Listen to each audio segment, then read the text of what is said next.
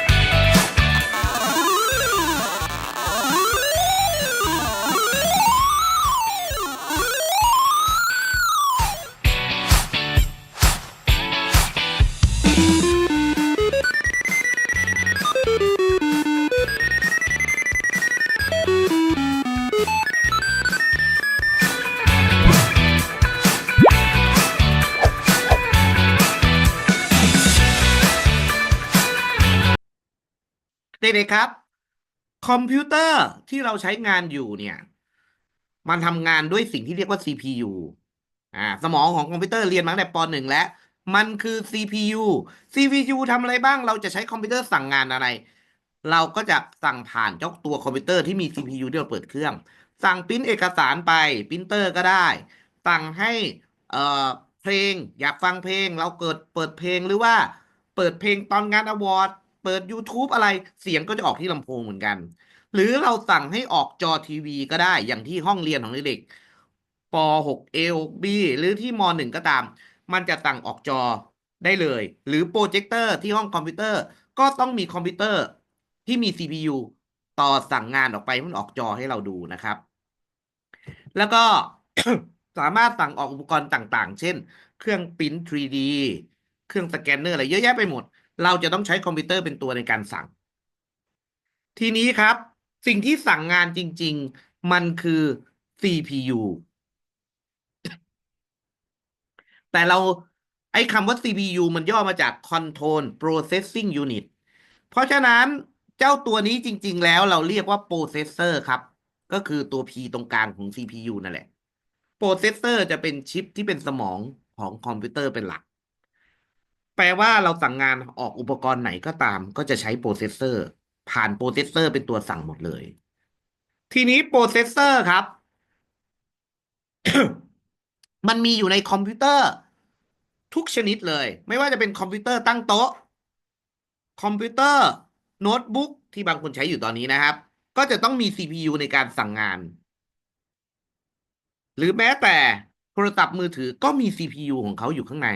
เพื่อที่จะใช้แอปใช้สั่งงานต่างๆให้เสียงออกให้จอออกให้วิดีโอออกมาหรือไปอินเทอร์เน็ตต่าง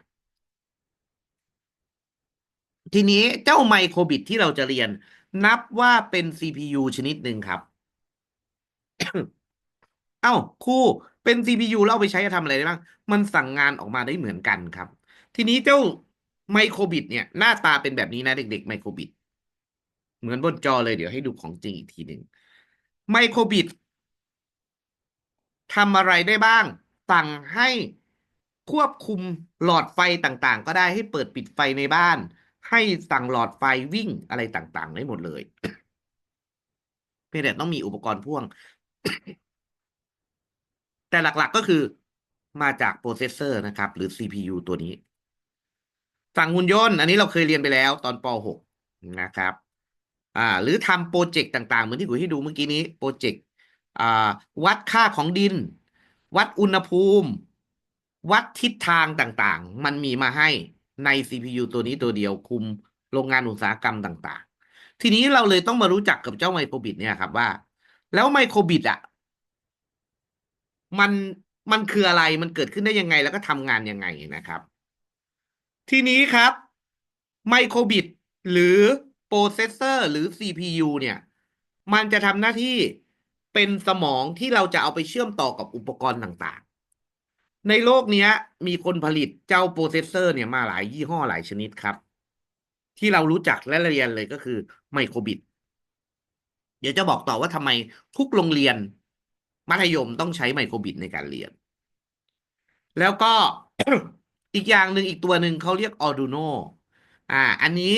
จะได้รับความนิยมสำหรับ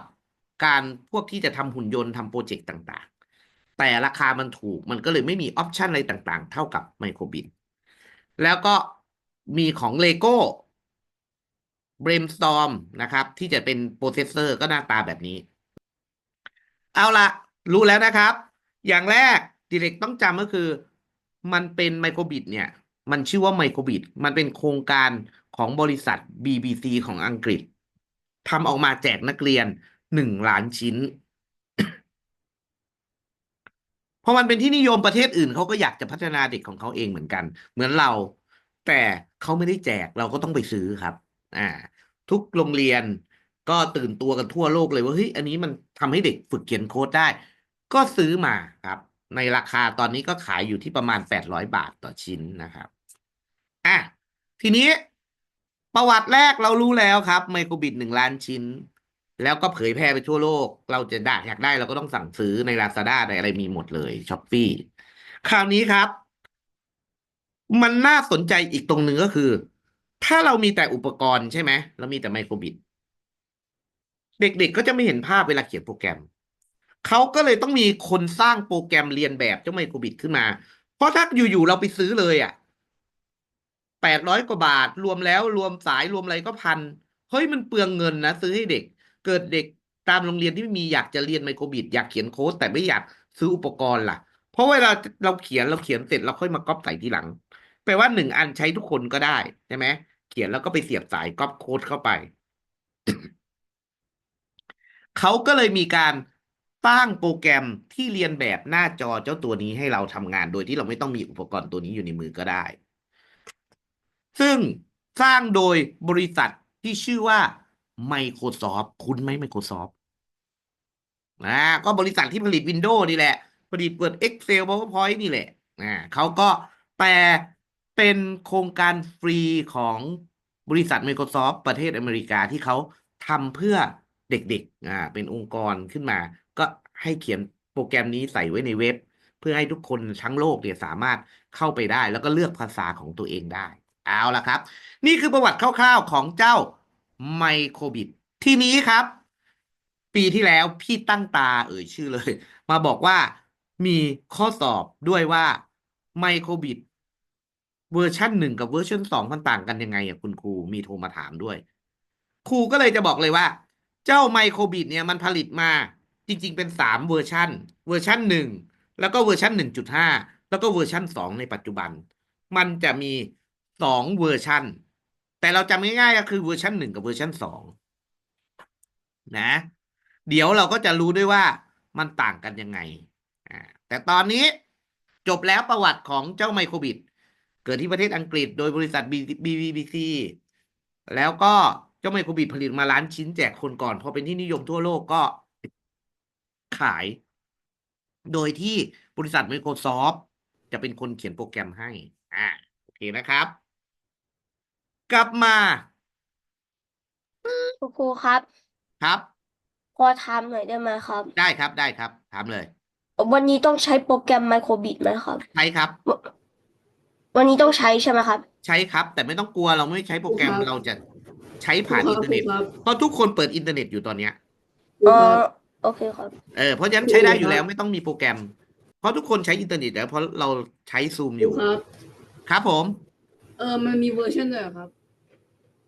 มีเวอร์ชัน 2 เวอร์ชันลูกแล้วโจทย์ถามด้วยครูฝรั่งถามด้วยว่าเวอร์ชัน 1กับเวอร์ชัน 2ต่างกันยังไงเดี๋ยวเราจะได้เรียนตอนนี้แหละมาดูนิดนึงเอาเด็กๆคราวนี้เราเอามาดูในส่วนของไมโครบิตกันก่อน This is because it is the part that receives inputs, runs programs, and gives outputs. All computers and digital devices have processors, which vary in speed and power depending on their use and purpose. So, a processor used in a mobile phone will be much smaller and less powerful than one used in a supercomputer that predicts the weather or helps send rockets into space. A computer cannot work without the processor. And as the BBC Microbit is a small pocket-sized computer, it has a microprocessor. This means it is a tiny electronic component with less power than a normal computer processor, which is one of the reasons your microbit is so small and can run on batteries. The microbit processor runs on the programs you create for your microbit. So, when you write a program in one of the online editors, then transfer it to your microbit, the processor is where your program runs. The processor fetches its instructions, the program you've written, from its memory, decodes them, decides what they mean, and executes them, carries out your instructions. So, if you write a program to instruct your microbit to flash a heart shape 3 times on the LED when button A is pressed, the processor detects the electrical current made when you press the button, fetches the instruction in the program that tells it what action to take, and then carries out the instruction. The LEDs will flash a heart 3 times. The processor also contains the microbit's temperature sensor. So when you use the microbit's temperature function, you can see how warm or cool the processor is. So you see, the microprocessor is a really vital part of your microbit.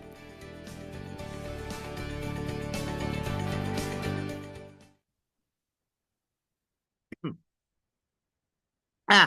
ทีนี้เรามารู้แล้ว เมื่อกี้ก็คือสรุปไปรวมๆของไมโครบิตในตัวการ์ดเดียวเนี่ย ที่มันได้รับความนิยมเพราะว่าในตัวเจ้าไมโครบิตตัวเดียว มันใส่ฟังก์ชันต่างๆ ให้เยอะแยะเลย เดี๋ยวเราจะมารู้จักโดยละเอียดเลยว่า ฟังก์ชันในไมโครบิตมีอะไรบ้าง อุปกรณ์พื้นฐานนะครับ เวลาที่เป็นไมโครบิตมันก็จะมีตัวการ์ดเรียกว่าไมโครบิตตัวนี้แล้วก็ถ้าเราก๊อปข้อมูลใส่ไมโครบิตแล้วเนี่ยเวลาเราเสียบสายข้างล่างสาย USB เนี่ยกับคอมพิวเตอร์ ไฟมันก็จะมาเลี้ยงทำงานได้เลย แต่เวลาเราจะเอาเคลื่อนที่ไปที่อื่น เราก็จะต้องซื้อรางถ่านอีกแบบหนึ่งมาคอนเน็กมัน เราก็ไม่ต้องต่อสายพ่วง แบบนี้ครับ ดูที่จอคุยก่อนปึ๊บ การใช้งานไม่มีอะไร เมื่อกี้นี้ที่บอกว่าน้ำเพชรดูไม่ทันคุยก็ทำแบบนี้แหละคุยก็เวลาจะใช้งานคุยก็เสียบสายกับไมโครบิตเข้ากับโน้ตบุ๊กกับคอมพิวเตอร์ก็ได้ แล้วก็ทำงานได้ต่อสายเข้าคอมพิวเตอร์ จากนั้นเราก็ก๊อปโค้ดเข้าไปที่เราจะเขียน อย่างที่สองมันต่อมือถือก็ได้ ถ้าเราไปซื้อสายมา เฉพาะเราก็เสียบที่ก้นของโทรศัพท์มือถือแล้วก็เข้าแอป เขาจะมีแอปไมโครบิตต่างหากเหมือนกันโหลดแอปได้แล้วเราก็เขียนโปรแกรมได้เหมือนกันสะดวกมากหรือเขียนจาก iPad จากอุปกรณ์อื่นก็ดังแล้วส่งไร้สายไปเข้าเลยบลูทูธแต่มีข้อแม้ว่าเราต้องต่อแบตเตอรี่ด้วยนะ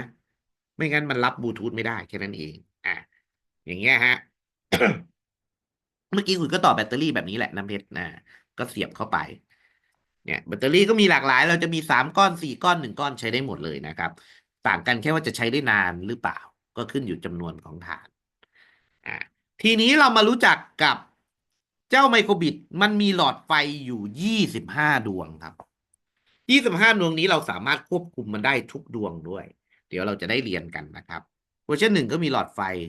มีโลโก้ทำอะไรไม่ได้เป็นโลโก้เฉยๆสวยๆมีปุ่ม A ปุ่ม B มีพินสำหรับต่ออุปกรณ์อื่นๆแล้วก็ด้านหลังก็จะมีช่องต่อสัญญาณที่เราจะก๊อปโค้ดจากคอมพิวเตอร์ปุ่มรีเซ็ตเมื่อกดแล้วเนี่ยมันจะทำงานใหม่อีกครั้งหนึ่งสมมุติว่าโค้ดเราเขียนว่าให้วิ่งคำว่าแก้มต่อด้วยไข่มุกแล้วก็จบแต่ถ้าเรามากดปุ่มรีเซ็ตนี้อีก1 ครั้งมันก็จะเริ่มกลับไปที่โชว์วิ่งคำว่าแก้มแล้วก็ไข่มุกใหม่ก็คือเริ่มต้นใหม่เสมอเวลาเรากดปุ่มนี้นะครับอันนี้ก็ต่อแบตเตอรี่เฉยๆถ้าเรามีแบตเตอรี่นะแล้วก็ในตัวไมโครบิตเดี๋ยวคุยไปดูอันที่มันขยายดีกว่าอย่างนี้ง่ายเลยไมโครบิตเวอร์ชัน1เวอร์ชัน2คุยให้เห็นภาพเลยนะเวอร์ชัน1มีไฟ25 ดวงมีปุ่มกดมีพินนะครับแล้วด้านหลังของเวอร์ชัน1ก็จะมีแค่นี้แต่กูจะให้เห็นเลยเพิ่มขึ้นมาปุ๊บนี่เพิ่มไมโครโฟนปุ๊บ เพิ่มลำโพง ครับ โอเคครับ ตอนนี้ขุยจะเข้า Google อินเทอร์เน็ตธรรมดา เดี๋ยวเข้าให้ดูแต่แรกเลย เด็กๆก็เลือกเลย มันเข้า Google ก็ได้ ของใครที่ใช้ iPad ก็เข้า Safari ก็ได้ หรือเข้าทุกอย่างที่เป็นเว็บเบราว์เซอร์ รู้จักเว็บเบราว์เซอร์นะ เว็บเบราว์เซอร์คือพวกนี้ครับ ตัวที่เข้าอินเทอร์เน็ตได้ หรือ Google Chrome แบบนี้ Microsoft Edge แบบนี้ ถ้าใครเป็น Apple หรือใช้ iPad ก็จะมี Safari ให้ ใช้ตัวไหนก็ได้ครับ ดับเบิลคลิกเข้าไปเหมือนเราจะเข้าอินเทอร์เน็ต เหมือนเวลาเราจะเข้าโรบอกนั่นแหละ ผมมี2 อันเข้าไปแล้วปั๊บ เราพิมพ์ข้างบนครับ ขออนุญาตซูมซูมได้ไหมเนี่ย เดี๋ยวปึ๊บ ซูม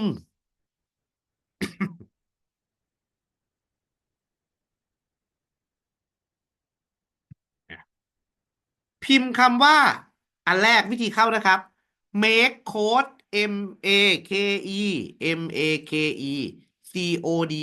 make.code.org หรือ com ก็ได้ makecode.com ก็ได้ ง่ายจำง่ายกว่า makecode.com กด enter มันก็จะเข้ามาหน้านี้ เข้ามาหน้านี้อันที่ 1ก่อนนะ แล้วเราก็เลื่อนลงไป แล้วเลือกตัวไมโครบิตเพราะเราจะเรียนไมโครบิตเด็กๆก็เขียนเลือกคำว่าเริ่มเขียนโค้ดใครเป็นเมนูภาษาอังกฤษก็คือ coding ได้เลย create code กดปั๊บมันก็จะกระโดดมาที่หน้านี้นะครับ อันนี้แบบที่ 1คุยปิดไปก่อน เพื่อเด็กๆจะได้เข้าได้หลายวิธี วิธีที่ 1ก็คือเข้าแบบนี้ วิธีที่ 2เข้าเน็ตเหมือนเดิม แต่พิมพ์คำว่าไมโครบิตเข้าไปตรงๆเลยไมโครบิตแต่เป็นจุด .org เพราะเป็นองค์กรที่ไม่แสวงหากำไรจะเป็น .org enter ก็จะกระโดดมาหน้านี้ คล้ายๆกันOreo Cookie นิดนึงปึ๊บแล้วเด็กก็เลื่อนลงมา แล้วก็ไม่ต้องเลื่อนลงมาขอโทษ เลือก Let's Code ได้เลยตรงนี้ มันจะกระโดดไปที่เดียวกันกับเมื่อกี้เลยครับ Let's Code เป็นบล็อกแบบนี้เราก็เลือก Make Code Editor มาหน้าเดียวกันกับ Make Code Editor กับเมื่อกี้เลยมี 2 วิธีนะ 1 เห็นไหมมันก็จะไปที่ Make Code อันนี้เหมือนกัน เราจะเขียน 2 อันก็ยังได้เลยก็ makecode.com ปึ๊บก็กระโดดมาเหมือนกัน แล้วเราค่อยเลือกเอา อย่างนี้แล้วก็เลือกเริ่มโค้ด หน้าตาเหมือนกันครับ กับอันแรกเลยเห็นไหมอันเดียวกันมาที่เดียวกัน ใช้แบบไหนก็ได้ หรือจะใช้วิธีคลาสสิกครับ เข้า Google เลยก็ได้ แล้วก็พิมพ์คำว่าไมโครบิตเฉยๆ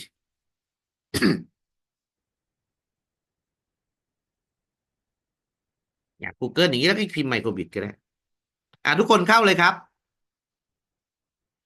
แล้วก็ต้องมาเลื่อนอยู่ดีเห็นไหมแล้วก็ต้องมาเลือก make code เหมือนกัน แล้วก็กระโดดไปเหมือนกันเนี่ยทีนี้มาใครเข้าหน้านี้แล้ว ให้เลือก new project กดบวกทีหนึ่งแล้วก็ใส่ชื่อตัวเองไปก่อนวันนี้ครับใส่ชื่อไปก่อน create ทีนี้ทุกคนต้องได้หน้านี้แหละนะครับ ก่อนจะเริ่มเขียนมาทำความเข้าใจนิดนึงก่อน เจ้าโปรแกรมที่ใช้เขียนไมโครบิตเนี่ย ที่มันเป็นจิ๊กซอว์ง่ายๆลากมาเนี่ย มันไม่ใช่ ไม่ใช่ภาษาคอมพิวเตอร์จริงๆนะ มันเป็นแค่จิ๊กซอว์ที่เขาทำสำเร็จรูปแล้ว เด็กๆต้องเข้าใจก่อนว่า เวลาเราจะให้คอมพิวเตอร์ติดต่อกับคน มันจะต้องมีการเขียนคำสั่งเพื่อติดต่อกันถูกไหม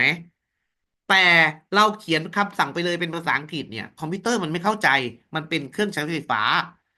มันจะต้องรับภาษาของมันเป็นไฟฟ้า เวลาเราเขียนคำสั่งคำหนึ่งตึ้งกอไก่ หรือตัว A กดบนคีย์บอร์ด คอมพิวเตอร์จะถูกส่งไป กลายเป็นคำสั่งที่เป็นภาษาของคอมพิวเตอร์รู้เท่านั้น และสิ่งนั้นเราเรียกว่าภาษาคอมพิวเตอร์ครับ ทีนี้เจ้าไมโครบิตเนี่ย มันทำให้เด็กๆง่ายเฉยๆกูจะให้ดู แชร์ปุ๊บ ให้เด็กๆง่ายยังไง เด็กๆดูนะครับ ดูบนจอ มันเป็นบล็อกอย่างเช่นคุยเอาคำสั่งง่ายๆก่อน เราเคยคุยแล้ว ก็คือ show number show number 0 เวลาเราลาก show number 0 มาใส่ที่ on start อย่างนี้ ตึง ด้านข้าง ที่เป็นเดโมมันจะโชว์คำสั่งทันทีอัตโนมัติให้เราไม่ต้องเสียเวลากด มันโชว์เลข 0 มันก็จะโชว์ตรงนี้เป็น 0 ถ้าคุยเปลี่ยนเลขศูนย์ลบทิ้งใส่เป็นเลข23ซึ่งเป็น2 หลัก มันแสดงได้หลักเดียวมันก็ใช้วิธีวิ่งเอาเห็นไหมฮะเป็น23เนี่ย แต่เราอยู่ออนสตาร์ทมาเลยทำรอบเดียว ถ้าเราอยากให้มันทำอีก เราจะกดปุ่ม ให้มันทำใหม่ตรงนี้ครับรีสตาร์ทปุ๊บอีกทีหนึ่งมันก็จะทำเริ่มต้นใหม่ให้1 ครั้ง ต่างกันข้อหนึ่งก็คือ ถ้าครูอุ๋ย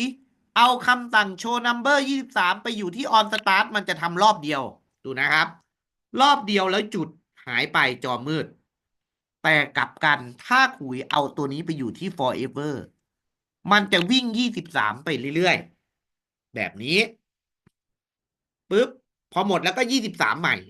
ปุ๊บแล้วก็23ไปเรื่อยๆเพราะมัน forever 2 คำสั่งนี้จึงมีมาให้ เราอาจจะไม่ใช้ทั้ง2 อันก็ได้นะครับ แล้วแต่ถ้าเราอยู่ข้างนอกแบบนี้มันจะไม่ทำครับ เนี่ยคุยวางไว้ด้านนอก ไม่ทำครับ เพราะมันไม่ได้บอกว่า on start ให้ทำหรือว่า forever ให้ทำจอก็ปิดแปลว่าเราเอามาพักไว้ชั่วคราวแบบนี้มันไม่นับครับ นะ แล้วเวลาเอาคำสั่งทิ้งเราลากไปแล้วก็ปล่อยที่เดิมที่เราเอามามันจะเป็นถังขยะแล้วปล่อยมือมันก็เป็นการลบ นี่คือวิธีการทำงานโค้ดทั่วไปก่อนนะ ทีนี้ที่เด็กๆจะต้องรู้ครับ เจ้าคอมพิวเตอร์ที่เป็นบล็อกตัวนี้เนี่ยคุยโชว์นัมเบอร์0เนี่ยดูนะ เวลาคุยเอาคำสั่งไปวางแบบเนี้ยเวลาที่เขาเขียนโปรแกรมจริงๆให้คอมพิวเตอร์รู้ มันไม่รู้จักบล็อกสีฟ้านี่นะ มันไม่รู้จักเจ้าตัวไมโครบิตแบบนี้นะ เจ้าไมโครบิตมันจะต้องรู้เป็นภาษาคอมพิวเตอร์เท่านั้น เราอยากรู้ว่าภาษาจริงๆเขียนยังไงให้ดูตรงนี้ครับ ภาษาคอมพิวเตอร์มีหลายร้อยภาษา ภาษาที่นิยมจะมีไม่กี่ภาษาหรอกลูก อันนี้เป็นบล็อกที่เราเอาโชว์นัมเบอร์0มาวาง แต่ถ้าเราไม่ทำแบบนี้แล้วเราเขียนโปรแกรมจริงๆเลย เป็นโปรแกรมเมอร์จริงๆเลย เขาจะเขียนเป็นภาษาออกมาหน้าตาแบบนี้ต่างหากครับ นี่ฮะ เนี่ยเขาต้องเขียนคำว่า basic จุด show number วงเล็บ0 basic forever function อะไรเนี่ย ก็คือเป็นคำสั่งเจ้าบล็อก1 บล็อกตัวนี้ครับ เจ้าบล็อก1 บล็อกตัวนี้ on start เนี่ย เวลาเป็นภาษาคอมพิวเตอร์จะเขียนว่า basic forever กับ basic on start ถ้าคุณเอาไปใส่ที่ forever show number 0จะไปอยู่ในกรอบของ forever เห็นไหมฮะ เนี่ยฮะ เนี่ยเขาจะเขียนแบบนี้ แต่เราไม่ต้องไปสนใจ เพราะตัวนี้เราจะเรียนตอนม.2 ไอตัวโค้ดพวกเนี้ย ตอนนี้เราเป็นเด็กอยู่ป.6 ขึ้นม.1 แล้วม.1 ด้วย เขาก็เลยให้เราเรียนเป็นบล็อกเฉยๆ แต่ให้จำว่าภาษาคอมพิวเตอร์จริงๆ อันนี้มันทำให้เราง่ายเฉยๆ ให้เราดูเป็นเหมือนเกม ซึ่งเขาทำขึ้นมาเพื่อให้เด็กทำได้ แต่ภาษาคอมพิวเตอร์ตั้งแต่มีคอมพิวเตอร์บนโลกมาเขาจะเขียนด้วยวิธีแบบนี้ครับ เป็นตัวหนังสือที่เป็นภาษาอังกฤษก็จริง แต่เราจะต้องเรียนรู้ มันมีภาษาอื่นอีกนะ ถ้าเด็กอยากรู้ว่า เอ้ย ฉันให้โชว์ number 0 on start ถ้าเป็นภาษาที่ชื่อว่า JavaScript เรากดเลยอย่างเงี้ย นี่คือภาษา JavaScript จะเขียนแบบนี้นะ มี basic show number 0 แล้วก็มีอีกฟังก์ชัน แต่ถ้าเราเลือกภาษาอื่นที่เราจะเรียนเห็นไหมฮะ มีภาษาที่2ซึ่งเดี๋ยวเราจะเรียนในสัปดาห์หน้า คือภาษา Python นี่ขนาดไมโครบิทยังต้องมี Python เลย Python ก็จะเขียนแบบนี้ เดี๋ยวเราจะเขียนแบบนี้เป็นครับ ในสัปดาห์หน้า วันนี้เราเอาวันนี้กับพรุ่งนี้เอาไมโครบิทก่อน สรุปไมโครบิตคือภาษาบล็อกครับ เหมือนสแครชเลยทำให้มันง่าย แต่จริงๆแล้วมันเป็นการแปลงจากการเขียนโปรแกรมภาษาคอมพิวเตอร์เนี่ย ที่เขียนเยอะๆแบบเนี้ยมาเป็นรูปภาพให้เราวางง่ายๆเฉยๆนะ เพราะฉะนั้นครูถึงบอกว่าม.1 ยังไม่ยาก เพราะไมโครบิตมันก็คล้ายสแครชเป็นบล็อกนะครับ เอาละเดี๋ยวก่อนจะเริ่มเขียนโปรแกรมคุยให้พักนิดนึงก่อนสัก5 นาทีเรียนมาชั่วโมงแล้วพัก5 นาทีเด็กๆดูสไลด์นี้นะครับ สรุปนิดนึงเจ้าไมโครบิตนะครับ โปรแกรมที่ใช้เขียนไมโครบิตจะมีตัวหน้าต่างจำลองหรือ Simulator ตัวนี้ บอกว่าเราเขียนโค้ดอะไรทำงานอะไร มีปุ่มดาวน์โหลด มีส่วนของกลุ่มคำสั่งแล้วก็คำสั่งนะครับ หน้าต่างในการเขียนโค้ด แล้วก็ที่เราตั้งชื่อโปรแกรมเพื่อจะเซฟนะครับ หมวดแรกเบสิกครับเบสิกจะเป็นเครื่องมือในการโคดดิ้งเบื้องต้นที่คุยบอกไปแล้วมีคำสั่งพื้นฐานคำสั่งเบรกเวลาคำสั่งที่จะเป็นบล็อกที่เป็นการ forever หรือ on start ต่างๆนะครับ หมวดที่สองเป็นในการอ่านเซนเซอร์ต่างๆ ว่าเราจะอ่านจากปุ่ม A ปุ่ม B หรือว่าจากพินจากอะไรได้ หมวดที่สามเกี่ยวกับเสียงนะครับ เป็นมิวสิกในการทำเพลง หมวดที่สีม่วงก็จะเป็น LED ก็คือหลอดไฟ LED ที่เรามี25ดวงนี่แหละ เราจะสั่งเปิดปิดได้ แล้วก็ ลูปวนซ้ำโลจิกเลือกทางใดทางหนึ่ง ตัวแปรนะครับ แล้วก็คณิตศาสตร์ฟังก์ชันทางคณิตศาสตร์มาดูเลยทีนี้เขียนโปรแกรมกันเลยแชร์สกรีนดีกว่า ง่ายดีปึ๊บอ่ะมาดูนะครับอุ้ยปิดไปแล้วไม่เอาแล้วครับกลับมาที่ไมโครบิตของเราไมโครบิตของเรานะครับ จะมาดูตรงซิมูเลเตอร์นิดนึงซิมูเลเตอร์เนี่ยก็คือตัวที่จำลองตัวไมโครบิตแสดงผลตรงนี้ มันจะมีปุ่มข้างล่างเล็กๆนะครับ การใช้งานก็คือ ถ้ามันรันอยู่แล้วโค้ดเรายาว เราอยากหยุดเราจะกดปุ่มสี่เหลี่ยมนี้เพื่อสต็อปมันนะครับ แล้วถ้าเพย์อีกครั้งเราก็กดเพย์ได้เลย ปุ่มที่สองปุ่มรีเซ็ตรีสตาร์ทเริ่มต้นใหม่ตั้งแต่ต้น ส่วนปุ่มที่สามถ้าเราเขียนโค้ดเยอะๆ ตัวนี้เขาเรียกว่าดีบักบักแมลงนี่แหละ มันจะค่อยๆทำทีละบรรทัด เพื่อตรวจว่าบรรทัดไหนเป็นผิดนะลูก แล้วก็รูปลำโพงนี้เราสามารถปิดเสียงได้ ถ้าเกิดรำคาญเสียง ถ้าเราโปรแกรมเรามีเสียงเราก็ปิดเปิดเสียงได้ อย่างนี้คือปิด กดอีกทีคือเปิดนะครับ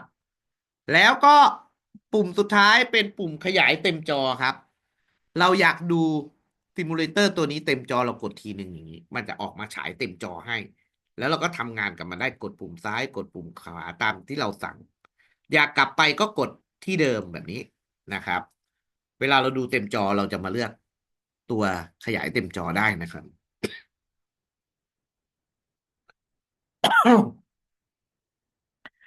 มาเริ่มหมวดแรกกันเลยเด็กๆครับ หมวดแรกนะครับ หมวดแรกเบสิกไม่มีอะไรมาก เมื่อกี้สาธิตไปแล้ว โชว์ number คุณจะเอาไว้ที่ on start ทำรอบเดียว ถ้าอยู่ forever ทำตลอดนะครับ ส่วนเลขโชว์ได้1 หลัก ถ้าเราใส่เลข9อยู่ มันก็ยังโชว์อยู่ดูด้านข้าง enter ปุ๊บ มันก็จะเริ่มทำงาน พอดีคุยสั่ง stop ไว้เราต้องมากด play ออโต้ไว้อย่างนี้นะครับ แต่ถ้าเกิดเราสั่ง2 หลัก11อย่างนี้ มันเกิน1 หลักแล้ว มันจะใช้วิธีวิ่งครับอย่างนี้ แต่จะทำรอบเดียว แต่ถ้าเราเอาไป forever มันทำไม่หยุด อันนี้คือกลุ่มตัวเลขก่อนนะ คุณไปอย่างเร็วเลยตัวเลข ถ้า3 หลัก 4 หลักก็เหมือนกันสมมติว่าคุณใส่1 ล้าน มันก็จะวิ่งจนกว่าจะครบ1 ล้านแบบนี้ รอบหนึ่ง นี่ฮะอ่า นี่คือตัวเลขใส่ได้หมดเลยนะครับอ่าใส่เครื่องหมายลบได้ไหมลบ23มาดูครับ ใส่ติดลบได้ไหมได้เหมือนกันเขาก็จะใส่เครื่องหมายติดลบให้นะครับอันนี้เข้าใจในส่วนของโชว์นัมเบอร์แล้วนะคำสั่งต่อไปคุยไปอย่างเร็วเลยเพราะเราเคยใช้กันบ้างแล้วคำสั่งต่อไปโชว์นัมเบอร์แล้วคุยขอข้ามไม่พวกนี้ไปก่อน ขอข้ามไปเป็นโชว์สตริงภาษาคอมพิวเตอร์ครับ number ก็คือตัวเลขที่มีค่าคำนวณได้สตริงแปลว่าตัวอักษรครับสตริงถ้าเราอยากโชว์สตริงข้อความเราเอาโชว์สตริง hello ออกมา มันจะโชว์คำว่า hello เนี่ย1 รอบ ถ้าเราอยากให้พิมพ์ข้อความอื่น เด็กๆก็แก้ไขได้เลย เช่นพิมพ์ชื่อเราเข้าไปอุ๋ยทีเชอร์อุ๋ยเป็นวรรคหน่อย OUI พิมพ์ตัวพิมพ์ใหญ่ก็ได้พิมพ์เล็กก็ได้ครับ เจ้าไมโครบิตแสดงเป็นภาษาอังกฤษได้เพราะมันมาจากอังกฤษ แต่มันไม่สามารถแสดงเป็นภาษาอื่นได้นะครับ พิมพ์ไทยไปมันก็ไม่สามารถแสดงได้ลองดูก็ได้ อุ๋ยภาษาไทย มันไม่สามารถแสดงได้ครับ เห็นไหมมันไม่รู้จักภาษาอื่นครับ เพราะฉะนั้น เราต้องเรียนรู้ภาษาอังกฤษเท่านั้นนะครับ ก็เป็น OUI คอมพิวเตอร์อย่างนี้ตัวเล็กก็ได้ตัวใหญ่ก็ได้คอมพิวเตอร์พิมพ์เล็กอย่างนี้ มันก็จะวิ่งเป็นคอมพิวเตอร์ตัวเล็กขณะเดียวกันถ้าเกิดเราย้ายไปอยู่ที่ forever มันก็จะวิ่งไปเรื่อยๆเลยครับ ต่อกันเลย คอมพิวเตอร์ แต่ปัญหาเกิดครับ อ่ามันจะหยุดก่อน1 ครั้งเป็นจอดับแล้วก็ขึ้นใหม่โอเคนะครับตัวพิมพ์ใหญ่ก็ได้ครับตัวพิมพ์ใหญ่ COM อย่างนี้ก็ได้คอมมันก็จะวิ่งเป็น COM ได้ตัวพิมพ์ใหญ่และตัวพิมพ์เล็กนะครับอันนี้คือโชว์สตริงเป็นตัวอักษรไปอย่างเร็วเลยแล้วกันคำสั่งเราเยอะ ต่อมาโชว์นัมเบอร์ตัวเลขโชว์สตริงตัวอักษรเอาละครับปุ๋ยจะเจาะให้ครับตรงนี้ครับ ถ้าเราจะโชว์รูปภาพจากหลอด25ดวงเราสามารถกดเปิดปิดไฟได้โดยการเอาหลอด LED ตรงนี้มาแล้วก็ติ๊กติ๊กสมมติว่าคุณทำกากบาทคุณก็จะมาร์กสีขาวเป็นการเปิดหลอดไฟครับ เวลาที่เราให้ไบโควิดทำงานมันก็จะเปิดหลอดไฟเฉพาะหลอดที่เราติ๊กไว้มันจะ25ดวงพอดี กับอีกแบบหนึ่งโชว์ไอคอนโชว์ไอคอนก็คือมีรูปสำเร็จรูปให้ครับเด็กๆเลือกเอาเลย กดลูกศรมาให้มันหน้ายิ้มกดหน้ายิ้มมันก็จะยิ้มอ่าแบบนี้นะครับ คราวนี้ครับเรารู้จักแล้ว4 ตัวก็คือ show number show string show LED แล้วก็ show icon มี4 อย่างทีนี้หลักการทำงานเอาไปใช้ครับ ง่ายๆเลยนะ ถ้าขุยต้องการให้มันโชว์คำก่อนว่า my number is เท่ากับแล้วกันเท่ากับ ถ้าเราพิมพ์แบบนี้ ข้อความจะวิ่งคำว่า my number เท่ากับ ดูนะครับ number แล้วก็มีเครื่องหมายเท่ากับ เราสามารถให้วิ่งต่อเป็นตัวเลขก็ได้ my number is 99อย่างนี้มันก็จะทำงานตั้งแต่เริ่มต้นโชว์ string my number เท่ากับแล้วก็ต่อด้วย99ดูนะครับนี่ฮะ my number เท่ากับ99ต่อเลยมาต่อกันอย่างนี้แล้วถ้าเราเอาคำสั่งที่3ต่อสมมติว่าปุ๋ยให้หน้ายิ้มมันก็จะทำตั้งแต่1 2 3มาเรียงลำดับลงมารอบเดียวจนถึงหน้ายิ้มแล้วหยุด จำได้ไหมการเขียนโปรแกรมมี3 แบบแบบแรกคือเรียงลำดับทำรอบเดียวจบนี่แหละ เห็นไหมฮะจบเลยค้างไว้ ถ้าเราจะเอาโชว์ LED เพิ่มเราก็ใส่เข้าไป สมมติว่าคุยเอาตัว Z แบบแปลกๆหน่อยอย่างนี้ มันก็จะวิ่งจนจบแล้วกัน ไม่เสียเวลา ตามนี้ คราวนี้ครับเด็กๆมาดูนิดนึงคุยขอเอาตัวนี้ออกนะครับ เพิ่มคำสั่งครับ ถ้าเราให้โชว์ number แล้วไม่อยากให้มันโชว์เลข99เลย อยากให้มันรอเวลาหน่วงเวลาไว้ก่อน สักนับ1 2 3แล้วค่อยโชว์เลข99เอางี้แล้วกัน my number is 99แต่คุณไม่ให้มันเล่นต่อกัน เราจะมีคำสั่งในการเบรกเวลาที่อยู่ล่างสุดชื่อว่า pause ครับ นี่ฮะ pause แต่มาเรียนรู้ pause นิดนึงเด็กๆครับ คำสั่ง pause มันจะมีเลข100 ms ย่อมาจาก millisecond เสี้ยววินาที ถ้าเราอยากได้1 วินาทีให้มันนับเนี่ย เราต้องเรียกเลข1,000ครับต้องพิมพ์เลข1,000เข้าไป หรือมันอาจจะมีให้เลือกเป็น1 secondอยู่แล้วมันก็จะเป็นเลขพันให้ ถ้าแบบนี้มันจะนับ1แต่ถ้าเราครึ่งเดียวเป็น0.5 วินาทีเราจะใช้500 ms พูดง่ายๆเด็กๆจำไว้เลยว่า1,000เท่ากับ1 วินาที ถ้าเราอยากให้มันนับ1 ถึง 3เราก็พิมพ์ใหม่3,000อย่างนี้ครับ3,000แล้วเอาไปต่อขั้นดูนะครับ คราวนี้มันจะวิ่งคำว่า my number แล้วหยุดรอนับ1 ถึง 3แล้วค่อยโชว์99เอามาดูว่าจริงไหม my number เท่ากับ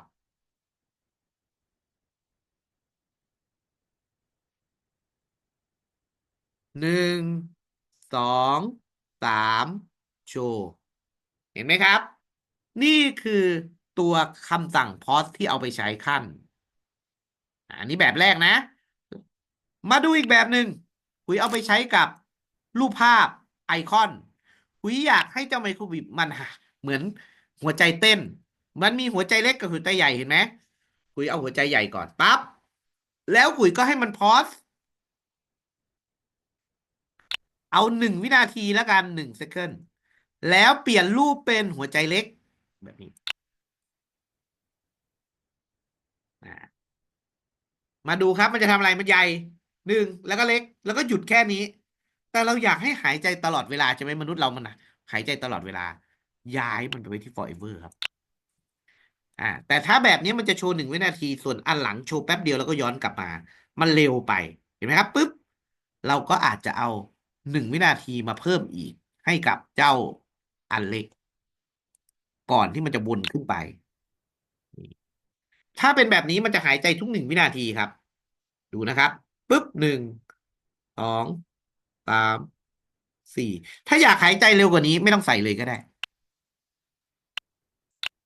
ให้มันกระพริบเลยแบบนี้ก็จะหายใจแบบแป๊บแป๊บฟิลหน่อยเห็นไหมเปลี่ยนภาพต่อกันเลยแบบนี้เหมือนมีชีวิตแล้วเหมือนกัน ถ้าเราจะเอารูปอื่นหน้ายิ้มหน้าเศร้าอะไรอย่างเงี้ย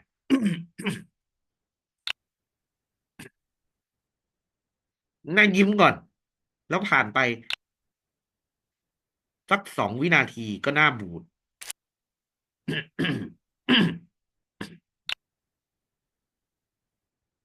เนี่ย2 วินาทีหน้าบูด มันก็จะยิ้ม1 2แล้วก็บูด1แล้วก็กลับมายิ้ม2 บูด 1เพราะบูดมันไม่มีกำหนดเวลาไว้ไงฮะบูดมันเลยแป๊บเดียวเราก็อาจจะเพิ่มได้ เอาละทีนี้เพิ่มคำสั่งตรงนี้ครับเด็กๆดู ดูวิธีการใช้งานนะครับ ถ้าเกิดเรา ให้มันเป็นรูปหัวใจ แล้วให้มันเป็นหัวใจเล็ก แบบนี้หัวใจใหญ่แบบนี้ สังเกตไหมครับมาทำรอบเดียวใหญ่แล้วก็เล็กรอบเดียว ถ้าเราอยากให้ซ้ำสัก5 รอบเอาแบบง่ายๆก่อนนะอยากไม่วนซ้ำนะเฮ้ยอยากก๊อปปี้2 อันนี้ทำยังไง เราต้องมาลากใหม่2 อันขี้เกียจให้เด็กๆเอาเมาส์ไปคลิกขวาข้างบนอย่างนี้ แล้วเลือก Duplicate มันจะได้ของชิ้นที่เราก๊อปปี้มาได้เลยแบบนี้นะครับเข้าใจไหมครับ ใช้ในกรณีคำสั่งเยอะๆเราอาจจะ Copy แบบทั้งเซตแบบนี้คลิกขวา Duplicate มาได้ชิ้นหนึ่ง Duplicate มาได้เรื่อยๆแบบนี้นะครับแปลว่าเราทำกับคำสั่งจะสามารถ Duplicate ได้ อันนี้ add comment คือเตือนว่าคำสั่งนี้คืออะไร ซึ่งเราไม่ต้องใส่ก็ได้ หรือ delete box ซึ่งจริง delete box เราลากไปทิ้งเลยก็ได้นะเอาคำสั่งเบสิกให้จบเลยครับ ต่อไปครับ เคลียร์สกรีนคือล้างจอให้มันดับไฟให้หมด เช่น คุยให้มันโชว์จอแบบนี้ โชว์รูปนี้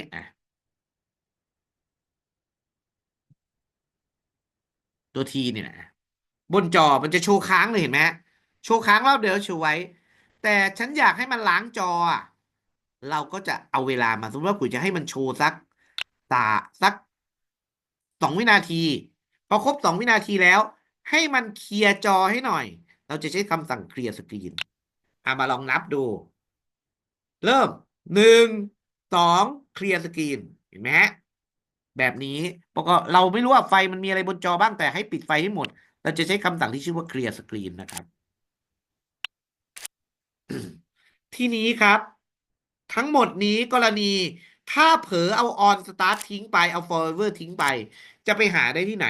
มันก็อยู่ในเบสิกนี่แหละครับ เราก็เลื่อนลงมาเลือกออกมาได้เอา on start มาใช้ก่อนก็ได้ถ้าอยากใช้เมื่อไหร่ค่อยลากออกมา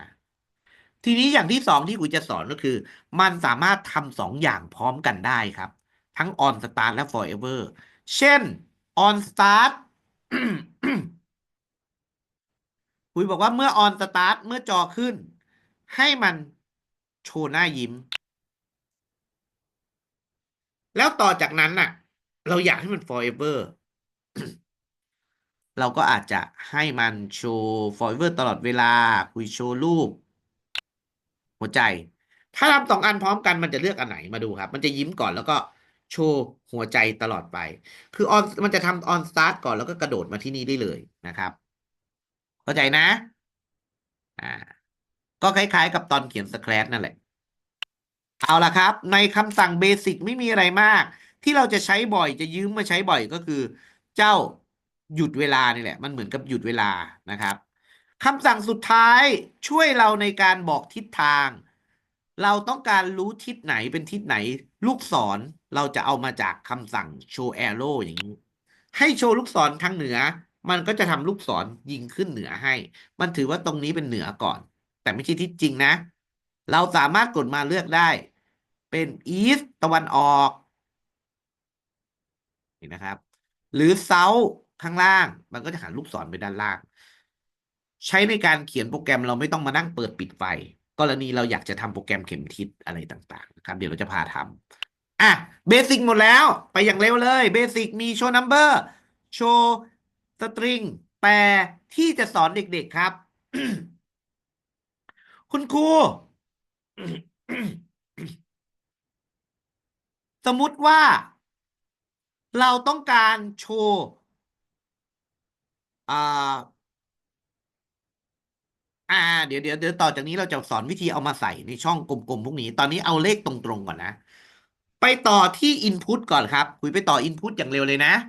Input คือเลือกทำงานจากปุ่มพวกนี้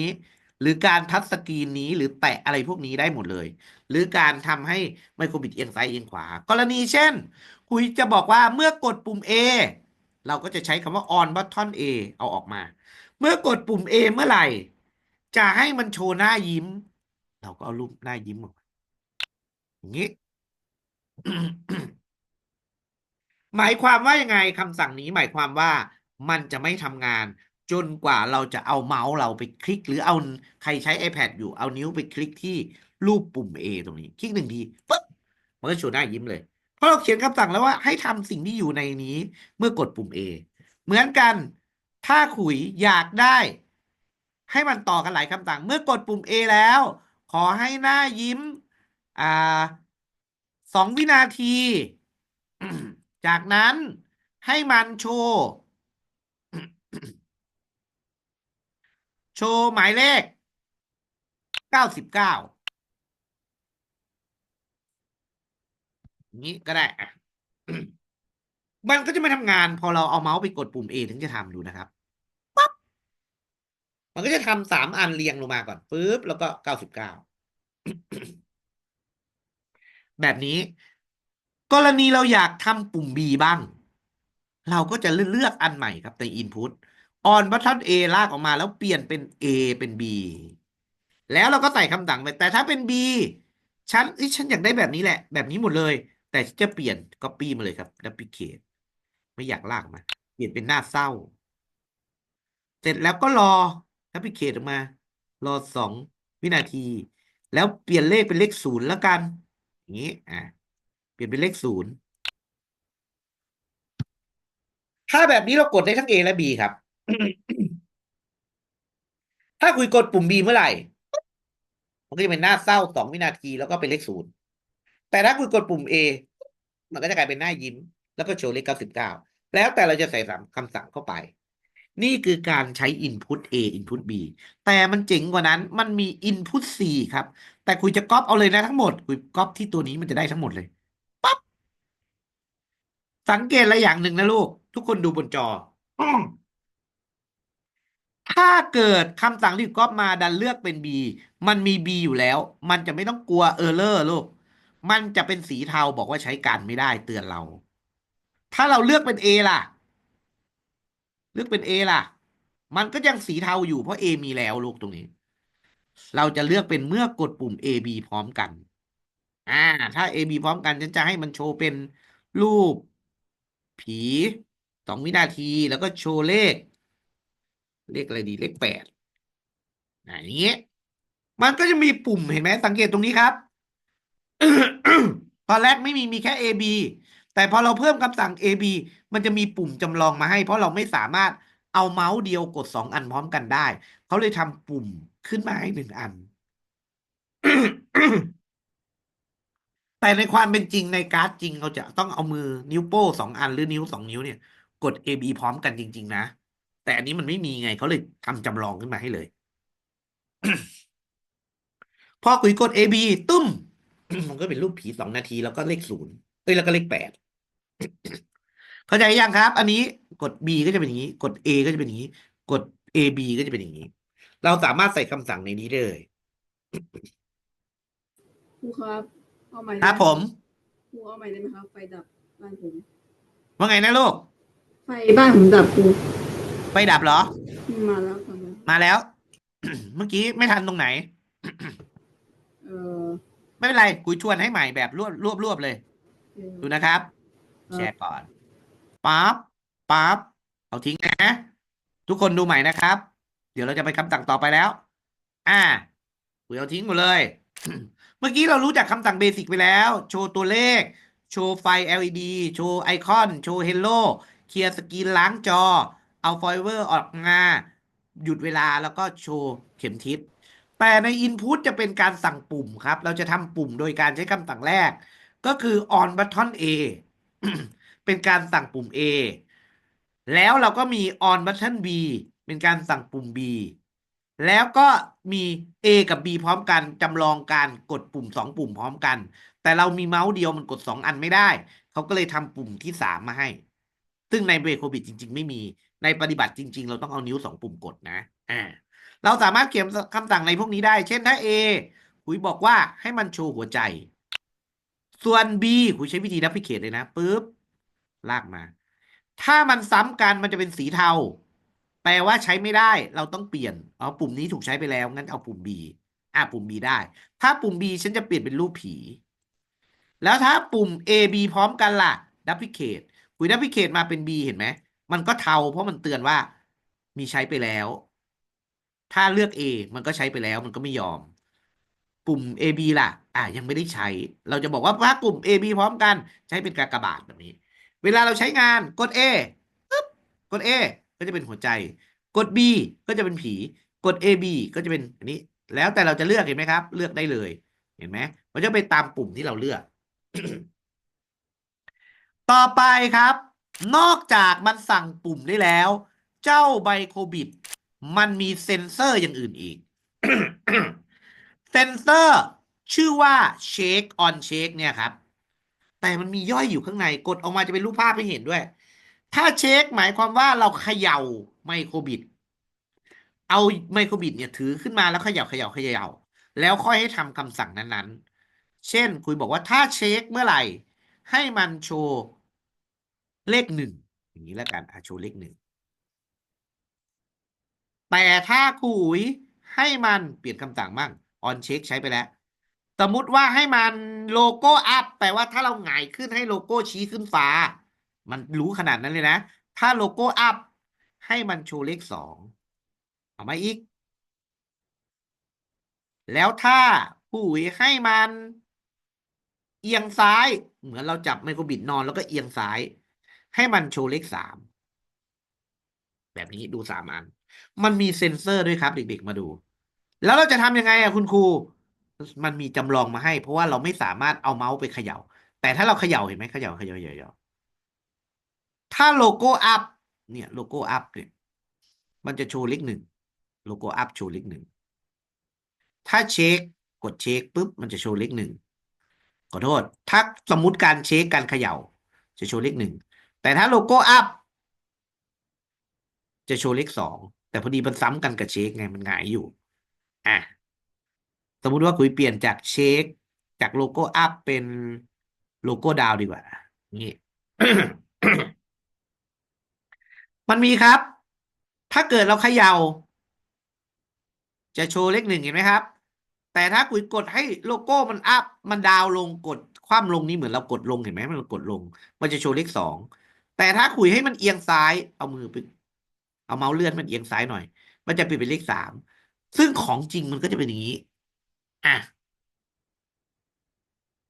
พ ของจริงเวลาเราก๊อปปี้ใส่มันก็จะเป็นอย่างนี้จริงๆนะครับ มีอะไรอีกอันนี้ไปไม่หมดนะมีแบบอธิบายเลย อันแรกเช็คเพื่อให้เด็กๆเห็นชัด เช็ครู้อยู่แล้วเมื่อเช็คปึ๊บ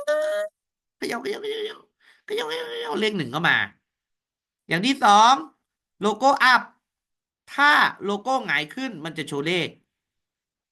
หนึ่งนี่ฮะหนึ่งยังไม่โชว์ขึ้น ถ้าเป็นอะไรดีล่ะ หล่นมีด้วยนะลูกฟรีฟอร์ถ้าเราทำหล่นน่ะ ปล่อยลงมา มันจะทำงานสิ่งที่อยู่ข้างใน เอามือรองไว้แล้วก็เอาไมโครบิดเนี่ยปล่อยวูบมันก็จะถึงจะทำมันมีการจับเซ็นเซอร์ต่างๆ ด้วยอยู่ในตัวไมโครบิดสมมติว่าตกลงมาปุ๊บมันตกยังไงฮะคุยก็ตกไม่เป็นด้วยอ่าแล้วก็มีเรื่องน้ำหนักอีกลูก3 กรัม6 กรัม8 กรัมว่ามันมีการกระทบมีการกระแทกมีการกดไหมอีกโอ้เยอะมีให้เลือกเซ็นเซอร์เยอะแล้วคำสั่งข้างในเราค่อยเอามาใส่ว่าจะทำอะไรเป็น10 คำสั่งก็ได้นะครับอันนี้ให้รู้ไปแล้วในส่วนของ input นอกจากปุ่มนอกจากการเช็คแล้ว เจ้าพินสีเหลืองข้างล่างที่เป็นสีทองเนี่ย ถ้าเราสั่งว่าเมื่อเอานิ้วไปกด เอานิ้วไปทัชสกรีนเอาไปสัมผัสมันแล้วค่อยทำงาน จะอยู่คำสั่งที่3ครับ on pin 0กด paste นะครับ เมื่อกดพิน0เนี่ยเมื่อกดพิน0จะทำงาน เรามาลองดู ถ้ากดพิน0เมื่อไหร่ ให้มันโชว์ตัวอักษรตัว A แล้วกันตัว A ใหญ่ อย่างนี้ มาดูครับ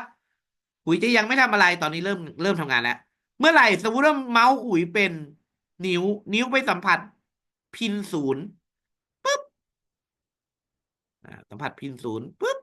เมื่อไหร่สัมผัสยังเนี่ยเมื่อพิน0แพสกดโชว์สตริง A นี่ฮะกดปั๊บโชว์สตริง A แล้วเปลี่ยนใหม่มันมีพิน1 2เห็นไหมถ้าคุยเปลี่ยนเป็นพิน2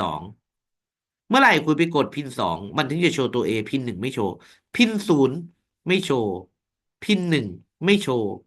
พิน2โชว์เห็นไหมฮะแล้วเวลาเราใช้จริงก๊อปไปในโคบิดเราเอานิ้วไปแตะมันก็จะเป็นอย่างนี้จริงๆ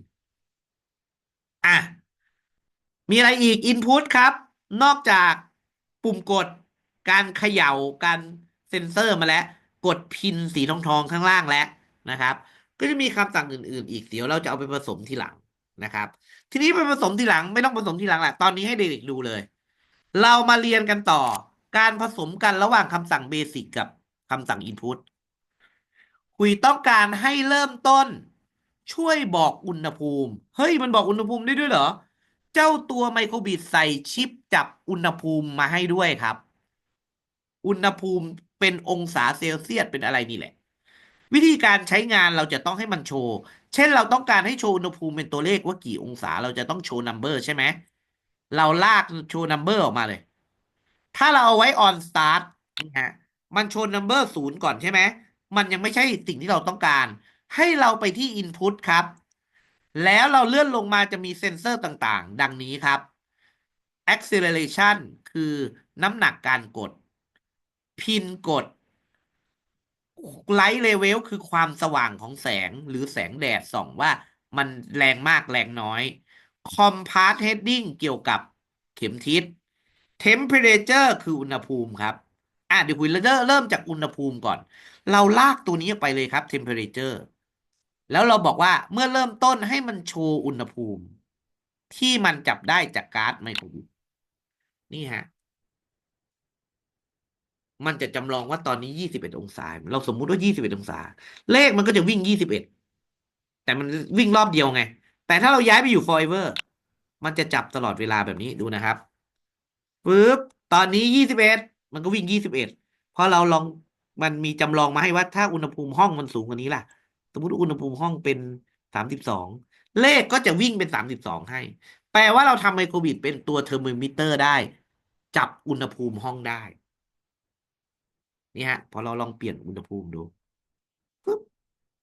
ตอนนี้9 องศา มันก็จะโชว์เลข 9ตลอดเวลามันจับตลอดเวลา แต่ถ้าเราเอาไปใส่ที่ออนซาร์ตมันจะจับครั้งแรกครั้งเดียวเราจะเปลี่ยนอุณหภูมิมันก็ไม่สน เพราะมันไม่โชว์มันโชว์รอบเดียวไง